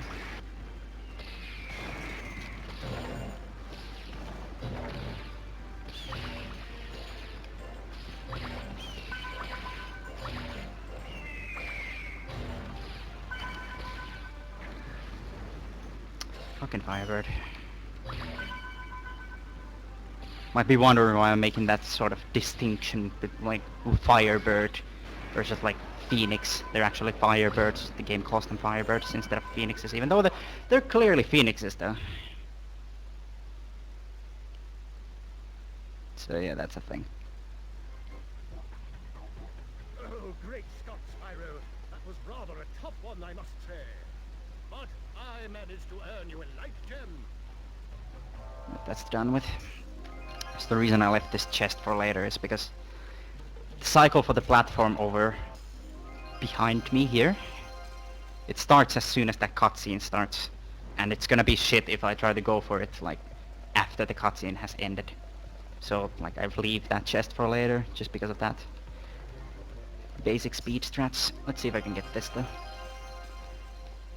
This is a cycle skip. Nice. I actually saved time with that too. My PB managed to fuck that up completely. That saves like 5 seconds. At most. Just like, yeah, that's not a ton, but really. So the last thing I have to do is talk to this bitch. And then I'm out of here.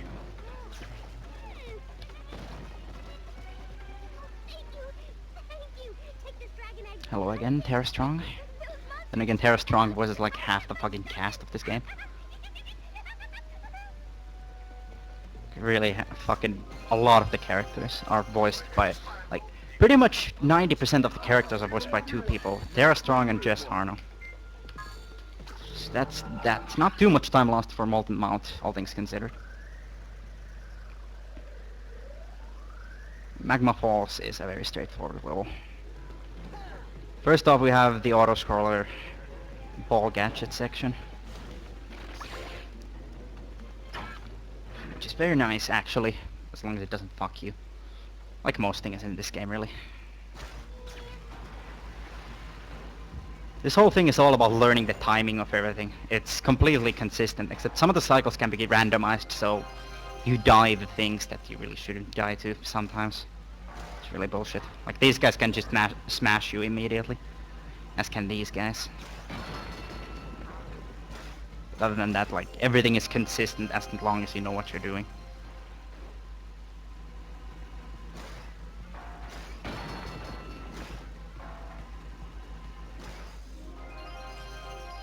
Death Abyss here, because on the other path there's a light gem.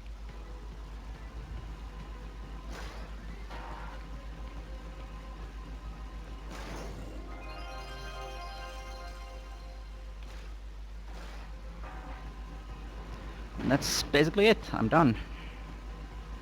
It's Magma Falls top for you. Magma Falls bottom is also a very short thing with like nothing in it. It does have a new strat that saves like 2 seconds. It's called lava walking. I'm gonna do it as advertised. There you go. Saves time on movement because I don't have to jump on platforms. Except the first one, obviously. That is a frame perfect trick, and it's only really consistent there because of how the height of the platform is compared to the height of the lava. So you get to do it very easily because like it's just set up so perfectly. Nowhere else in this level or in the game really can you do that. That's the only spot. You can lava walk on any lava surface, but like that's the only thing where like the game has it set up like perfectly. Otherwise you're gonna have to do a legitimately frame perfect trick. I'm not shitting you at all. It is absolutely frame perfect. One fucking frame. Like I bullshit a lot with frame perfect tricks. That thing is completely frame perfect. So it's super fun.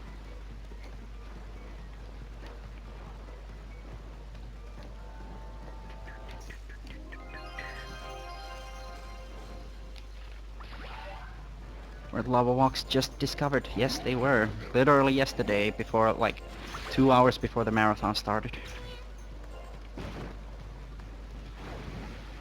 And I've just been working on it a lot since, and, like, I just can't. So here's the most annoying thief in the game, really, for casual players, but the quick kill for this guy is fairly simple. Just do this. It confuses him and makes him turn around twice, so he wastes like 5 seconds not moving. It's very nice. And then I do the Sparks minigame because it's again, due to cycles, it's faster to do this, because the cycles of the platforms that lead to Dark Mine start while the cutscene starts, once you come out of the light gem for this.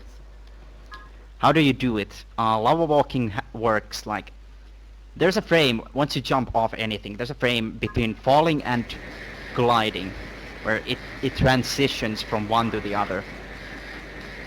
On the frame that you can start gliding, the very one frame that you get, on that frame, if you're holding the jump button and land on lava, you will walk on the lava. If it's a frame early, you'll die. If it's a frame late, you die. There's not much to it. You just fucking die basically all the time you try for it. In any other spot than that one.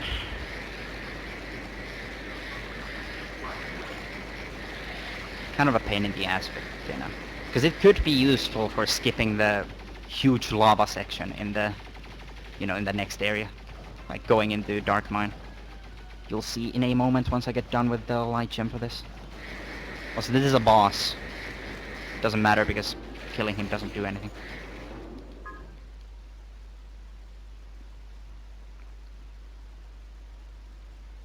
Like, it doesn't even finish the level if you kill him. It's kinda dumb. Like, why? Here you go, Spyro. I got a dragon egg. Man, those things are heavy.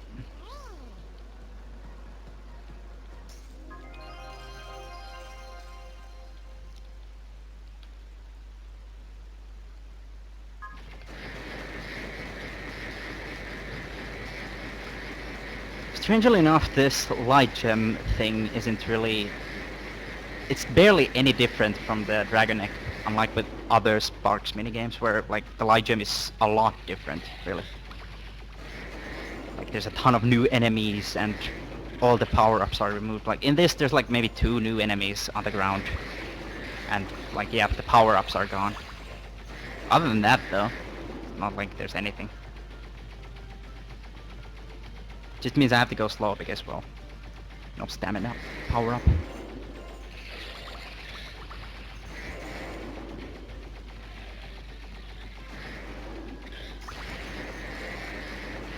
So I've completely forgotten to buy the extra hit, but I guess I'll do that when I enter Dark Mine because I don't care about speed. Because in 100% you generally want to buy the extra hit for Sparks, because it makes the final boss a lot easier to work with.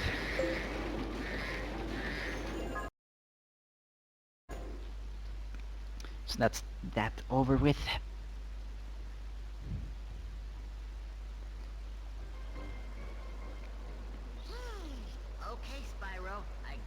light gem.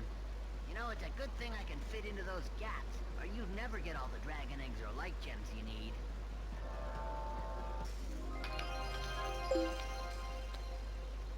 You know what, I'll just buy the extra hit here because it doesn't lose me any time to do so. Oh wait, I did buy it. When the fuck did I do that? Fucking dude, muscle memory works. Holy shit.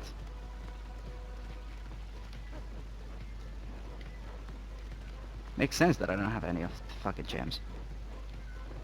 Fucking dude, that's a real fucking speedrunner thing. Just doing things without thinking about it. Really, that's something you want to get as a speedrunner when you want to like get to when you want to get really good and want to optimize a game. You want to get to the point where you just like do things fast and optimal without thinking about it. Because that's like a good point to get to. Because, you know,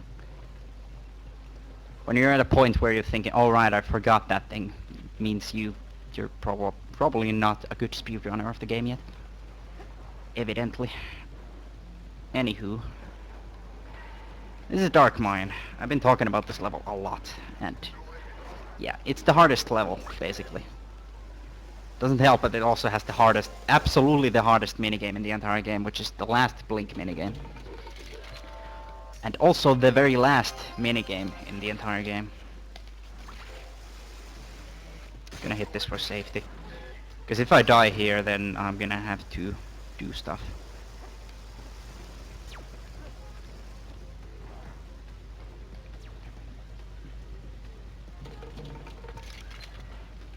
Yeah, there's like no checkpoints or Zoes or anything, so hitting that money bag shop pad is my only pseudo checkpoint, because if I die I can teleport to it.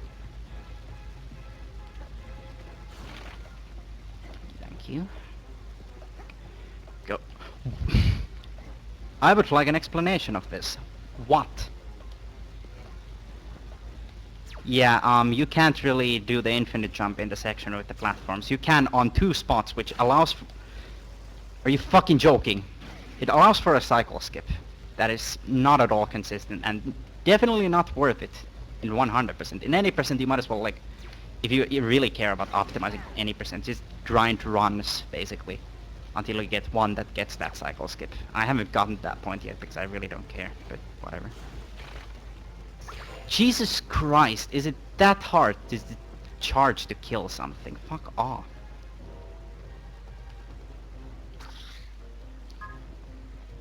Got kinda confused because the chunk wasn't loading, but whatever. Wanna kill that guy for safety. Anyway, this is another one of those levels where we do back to front kinda deal. Let's make this cycle. Let's fuck it up anyway. I hit the Zoe there, that's kinda suboptimal. Also, I was on the wrong side of that, so destined to fucking die. Nice jump. Then again, I charged off the ledge, so welcome to my fucking let's play. That's bad.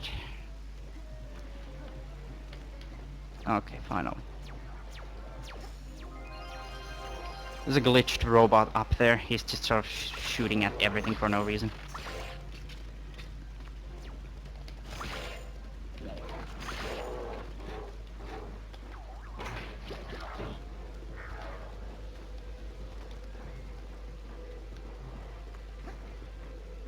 Egg. Thank you.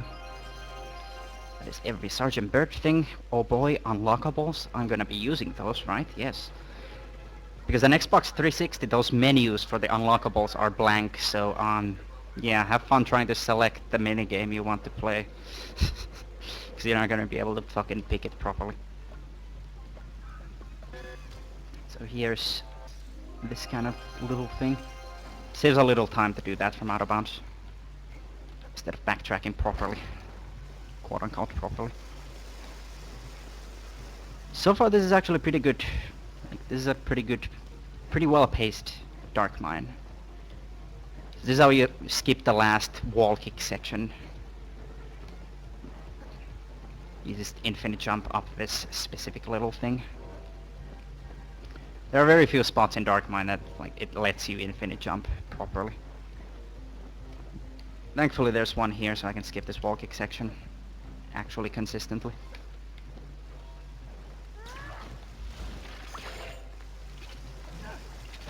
Fuck off. Do a little bit of this action. There we go.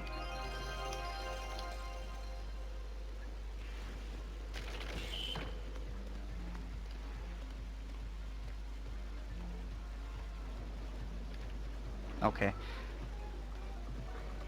I'm gonna be able to do a slight skip here. I can ledge grab through this for some reason, I think. If I saw correctly, yeah. Okay, well, he didn't do a ledge grab. Fuck him. That door can be open or partially closed or completely closed. I don't know what causes any of those, but open is obviously the optimal thing. Partially closed means you can ledge grab through it and it saves like no time, but closed is the worst one because it obviously like saves no time, it loses time.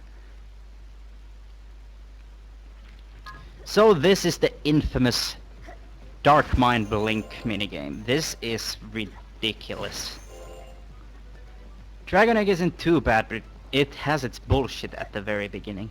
Also, both of these start off with having to wait for this thing for like 20 seconds, which is exciting. There is no cycle skip for this whatsoever. Like, trust me, we've looked. Fucking so much work has gone into just trying to find a skip for that. Doesn't exist.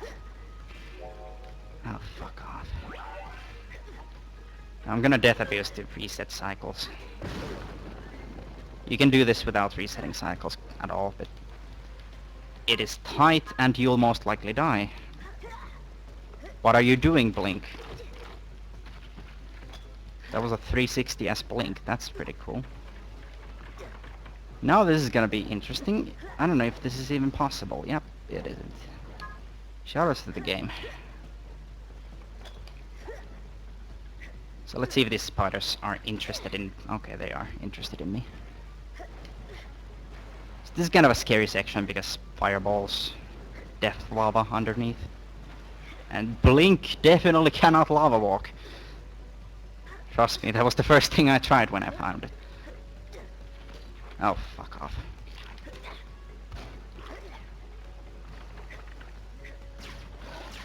The spiders can't hit you while you're on this, which is thankfully a thing.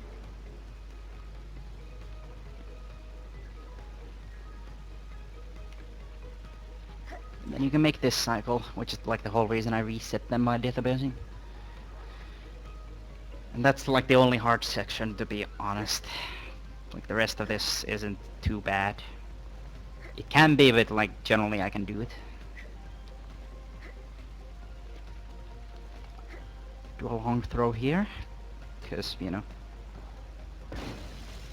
means I don't have to like stop and throw a bomb at it. Just go.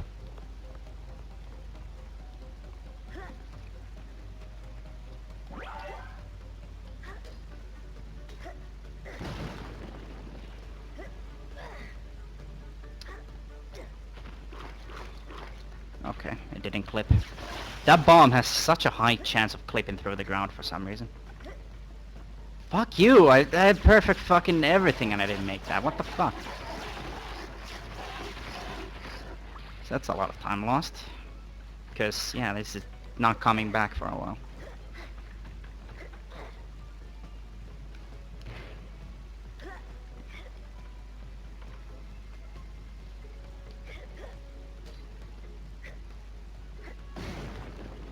Saves like frames to jump directly onto this platform, not into it. But I don't do that because I don't really think I need to save the frames in this kind of shit, because it's already impossible to fucking pull off. Oh, that was... See, fucking on camera, a fucking bomb clip. Good job, whoever fucking decided that was a great idea.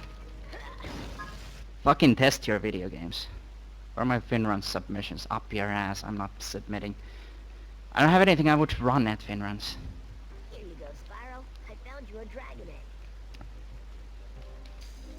Like, I'm not gonna run this, obviously. Fuck this. Nobody wants to see this. Crash 2, I'm through shit. And Twins, I'm not as good as pull, so that would be like completely pointless. Than the fact that I'm clearly not at the point where I can do twins runs for a marathon. And every other game that I do is just like, nobody wants to see that, really.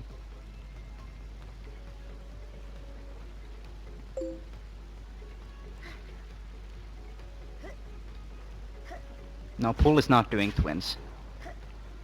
But I'm still not doing it because Pull did it last year and did it way fucking better. I'm not gonna be able to live up to that, obviously. Would take quite a lot of practice in a very small amount of time.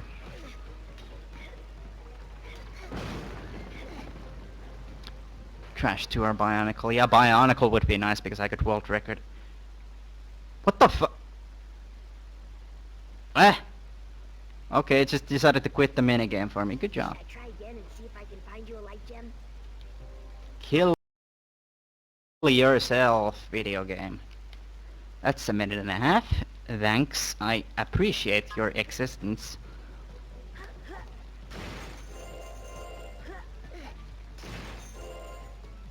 I love everything. I don't think the 100 people are here of their own free will. Well, thanks. Fucking thanks. I'm just gonna sit here and be glad that this game exists.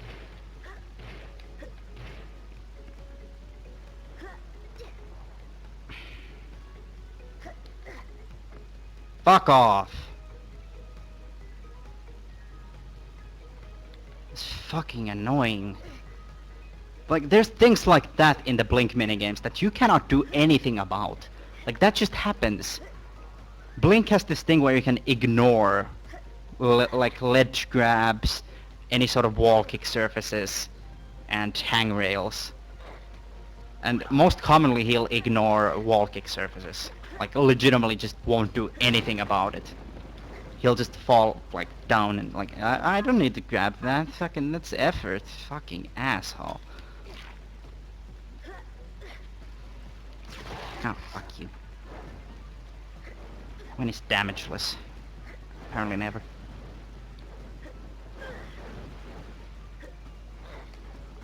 Like, deathless is already a problem. Fucking damageless is not happening.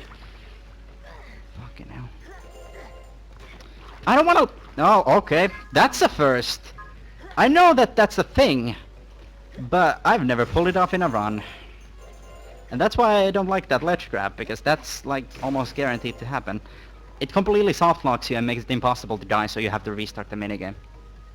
And this is why the estimate for this game is 4 hours. This minigame, I'm not shitting you, this minigame is literally the reason for the estimate being way higher than what my PB is.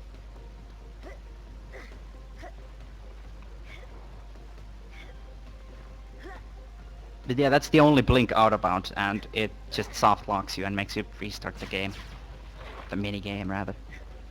It's really nice and fun, and I'm thankful for this game's existence. Shoutouts to Eurocom. Fucking, I'd rather be playing Bash, honestly.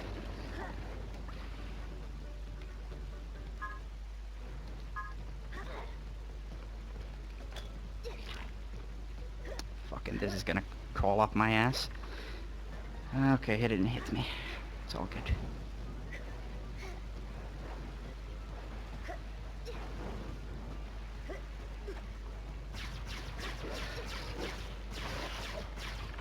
Fuck off. So that's what I wanna do. Fucking asshole. Cause the fucking left spider will clip you through if you ledge grab there. I don't know why. It's very consistent too, it's fucking stupid. And it's not useful for any spots, because fucking there are no OOBs that could be used for anything. And in places where you'd want to use an OOB for something, there are no spiders around to clip you through that. So fucking great fun, thanks, assholes.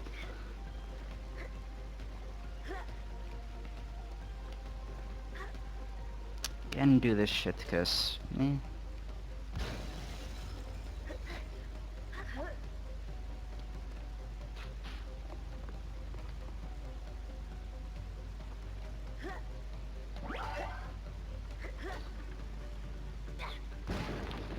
Same shit as before.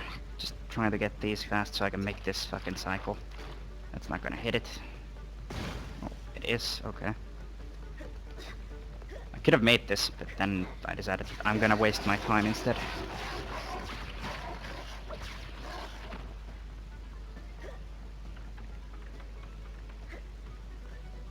What's your problem with the 14 tally rematch, Matt? Unless you have something better for that, then like fucking shut up. I think that's like probably one of the better ways to just fix up the schedule, since Jump is a fucking asshole and pulled out for everything. Well, that's sensible. Well, that's great.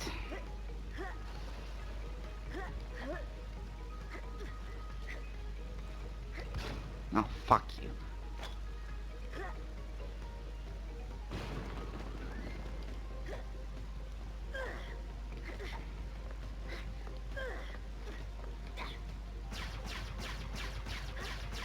I'm glad that in this extremely hard fucking minigame they made fodder that is almost impossible to get.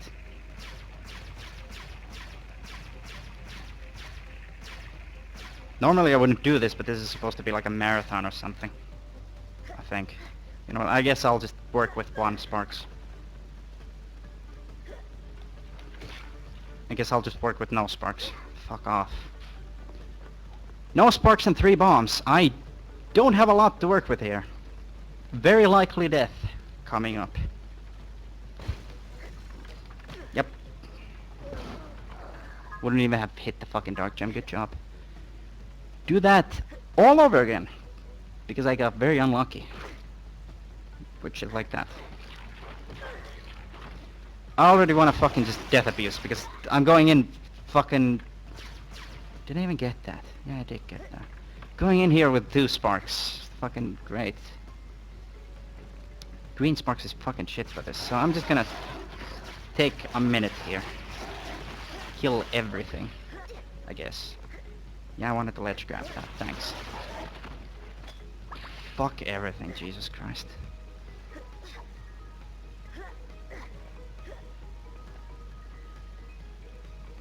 Go for this jump because it's clearly worth it. It's not even that hard, but still though. Fact of the matter is that you can easily fail that if you just don't pay attention, I guess. Fuck off.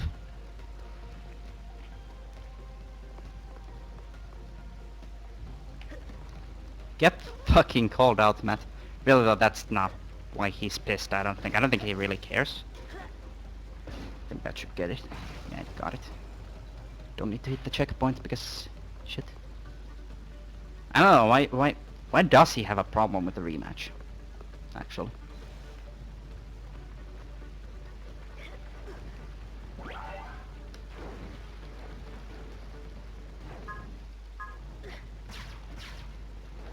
So is Death a Beast there to reset the cycles here? Not that it matters because the cycles are still gonna be shit.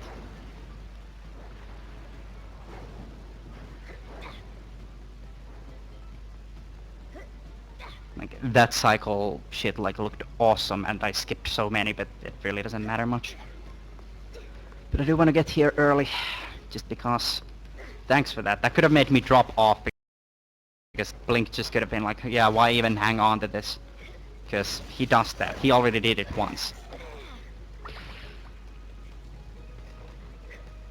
Let's hope the caterpillar forgets about me. Yeah, he sort of forgot about me.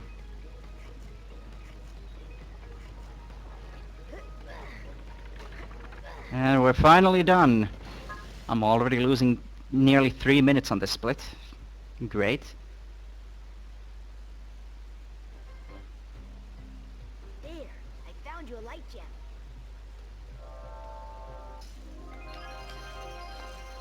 So, since I'm backtracking here, this is the only way out. Have to do that.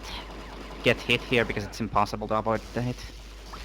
The only way to get these guys without getting hit is to kill them in a clockwise manner. I go counterclockwise because it's faster. Even if I do get hit. Because it's not like I'll die or anything. However, I'll death abuse here just because of safety. Because I'll be needing some sparks in the coming section. Really, it's a better idea for me to do that. So now we're just gonna backtrack all the way to the beginning and do the secret area, which is gonna include one of the more interesting tricks of the run. Although there have been very many slightly interesting tricks so far. This is one of the more interesting ones. It's called Zombie, which is a staple in all of the Spyro games, really.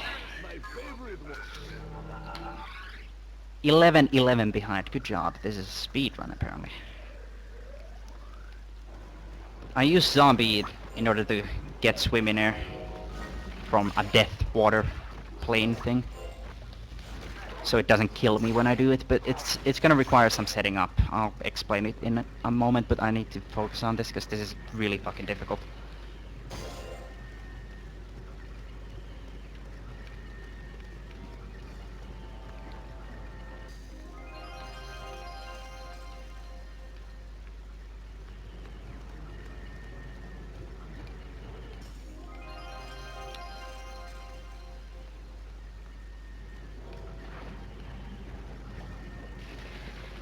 Fuck off.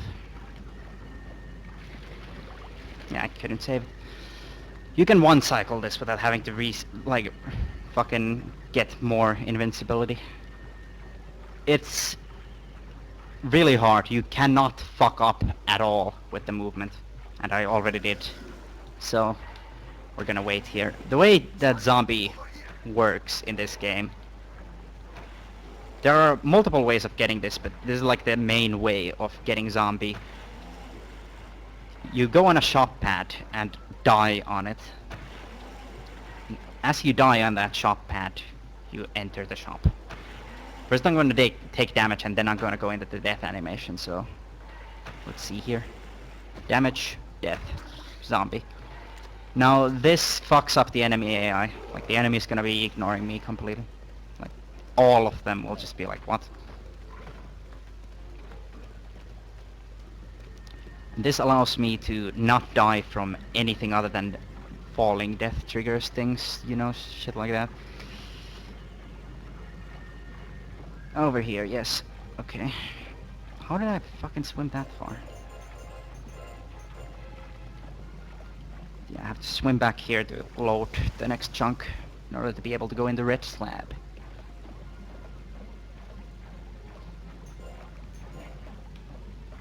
And once you see that the invincibility runs out, I'm not gonna actually die like normally I should. Because the game cannot kill me with anything other than a falling death. Or freezing to death. From like ice water and shit, which is very uncommon. There's only a few spots in the game where that even exists. Yeah, Josh, that wall that I like swam through, they just didn't bother with putting collision there. But yeah, the way I'm gonna be doing red slab is I'm gonna be hitting every single shop pad, because all of them are like next to the dark gems, and I'm gonna be collecting all items, because there are no mini games, there are just dark gems, which are the things I can collect while swimming. Because I'm done with every mini game in the game now.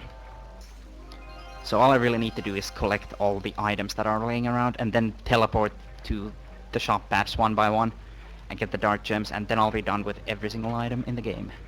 And then I'll just have to kill the final boss. This is basically like the most straightforward, easy fucking level, just because of no mini games, no nothing. It's just having to collect shit.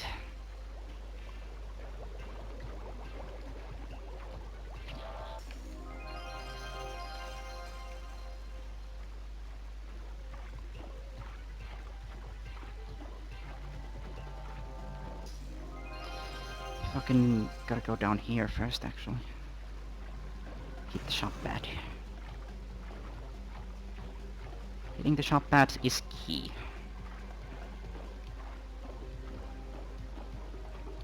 Now I'm gonna go get the thief and the middle shop pad. The hub shop pad, if you will. Now this thief is kind of a pain in the ass. I have to go out of bounds here and loop around on the other side, which makes him turn around. Not really turn around, but he does do the animation because he's a moron. Now I hit this shop pad and I'm gonna hit this button twice because it's gonna open up the boss door. All the others I'm just gonna OB into them with the swim in there. Because, you know, fast. Where am I? Oh. Good job. No, no, no, no, no. Here we go. Speed running.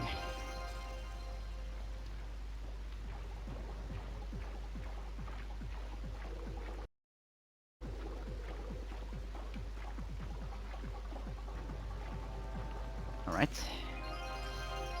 Final light gem and final dragon egg. Since I have zombie, I'm not taking damage from everything. Or anything, rather. And all the enemies are ignoring me. So the only way I can get rid of the swim is either a shop pad or death abuse. And here's a falling death. How convenient. Now I completely forgot I was supposed to like hit a Zoe over there. So I guess we're gonna go back there. I thought I hit her, I kinda got confused. Whatever. It's not a big deal. You just have to go through this section. Oh wait, it's this one thing where you have to kill something. Great, fucking forgetting everything. Good job, speedrun. I guess I'm just fucking subconsciously making sure that I don't save time on a single split in this entire run, because I haven't. It's all been red. Like, at least 30 seconds has been lost in every single level. This is a great train wreck.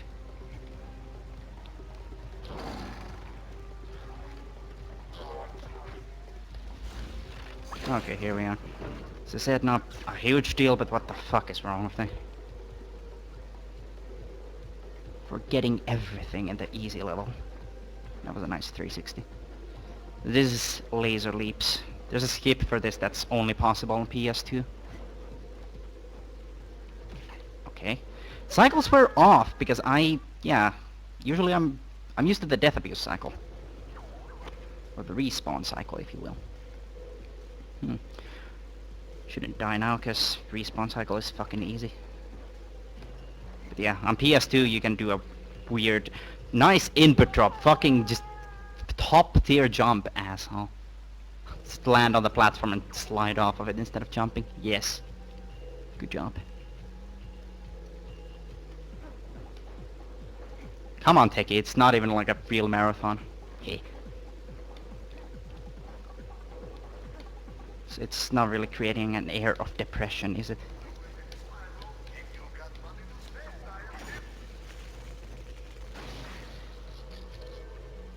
So that's that, but yeah.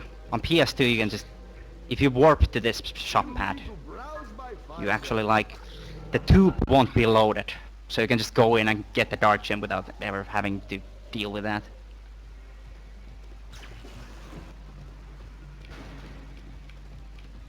Oh great, thanks game. That was annoying.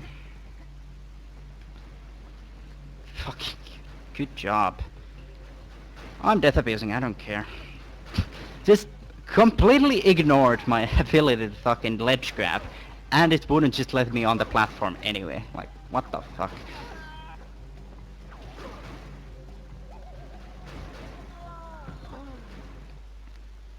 This is great. If only the game functioned, it would be much better to speedrun this just casually like this, but nope. Resetless runs are kinda destined to go bad in this game, because it's kind of a hard run at this point. Not because the game is hard, but because the mechanics that are completely fucked make it kinda difficult to work with. Yeah, this skip is interesting, to say the least. You don't even infinite jump, you don't do anything, you just jump over that thing like, okay. Makes sense. Time for the last dark gem. Thanks for that. I like how it knocked me back too, because that makes sense. Fuck it.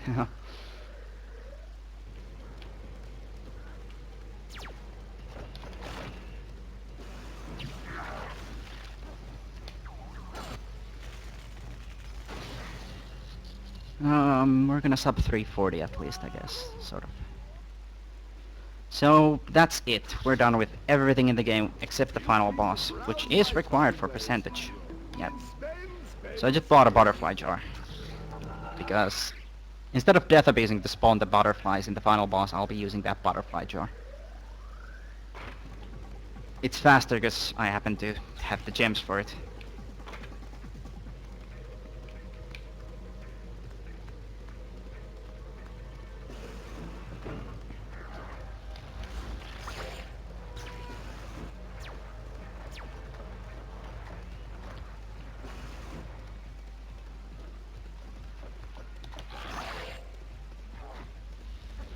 Now, there's a barrier there, and it gives you a little cutscene if you run into it. So I'll just skip it by using the any percent method of entering the boss, because that's faster. Faster by a couple of seconds. Professor, I finally found you. What were you thinking going after Red? I don't know. I thought I could stop This final boss it. takes like 5 minutes or some shit, including this cutscene, so... Got here, I was captured. In RTA I don't think I'm subbing 340, but... Red's well, forcing me to work on his new improved army. you know, You know, better armor, extra brain capacity. that's the non-RTA timer. Oh, Spyro. I seem to have made things a lot. The SDA timing, if you will. Hey, don't worry. I'll have you out of here as soon as I heard. How carelessy. So, Spyro, have you returned to fight me again? And do you think I will allow you to win this time? Yeah, whatever. You're not so much of a challenge. I'm sure I can do it again. Ah, poor naive Spyro. You obviously don't know that I always get my way.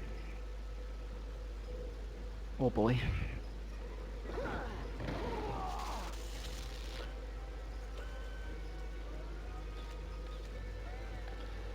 That's a good question, Josh, because honestly it should be. Leave it to me, Spyro. I've got him.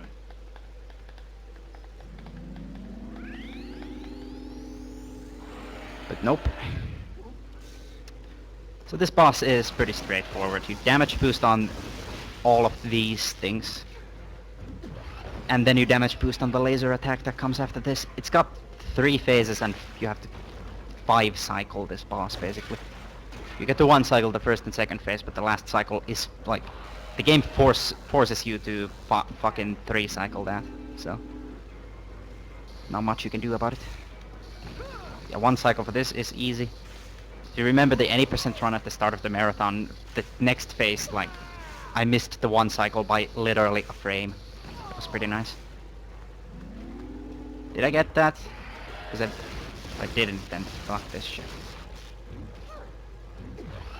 It could have happened, because the game gave me a 360, which made me turn around and waste time. We'll see, will he laser me? Nope, okay, we did it.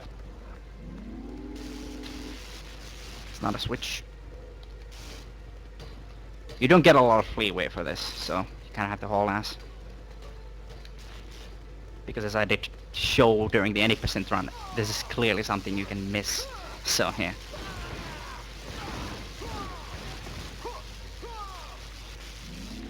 Oh, fuck you.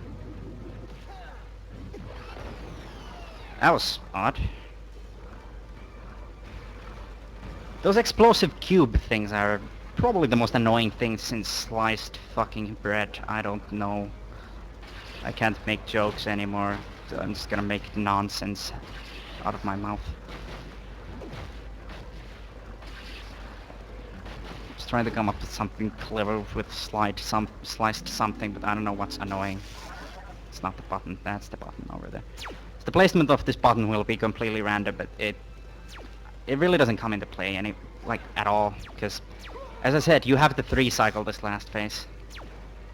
You can't get around that. Like, even if you get like perfect RNG and everything, like you cannot 2 cycle this, you have to get the 3 cycle. The game forces you to do so.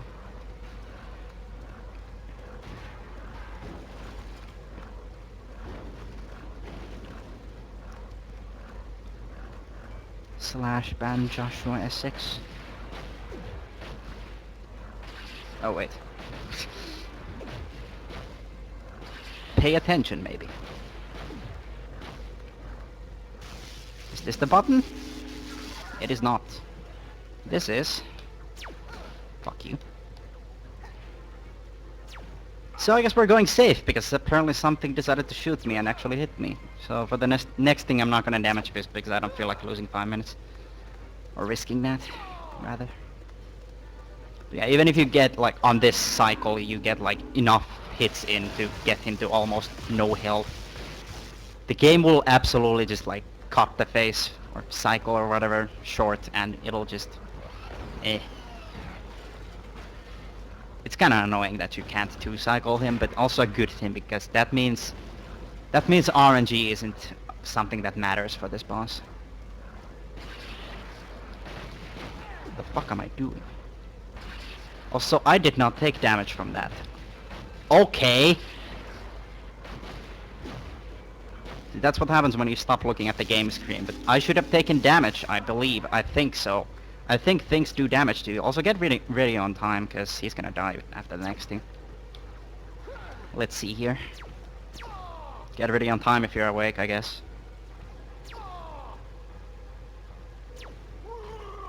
Time.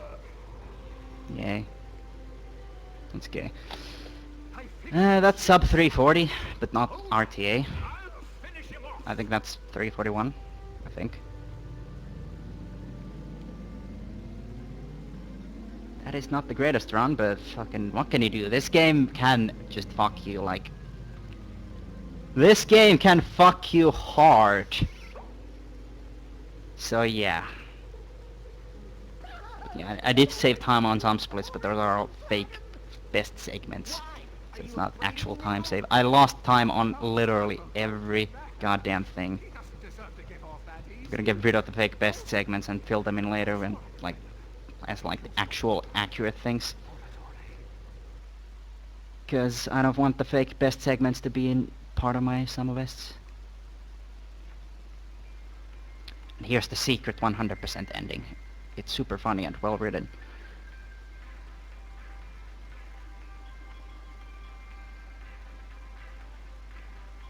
I can't read that. What does it say? Oh, is it about pudding? Look at all the names. No, it's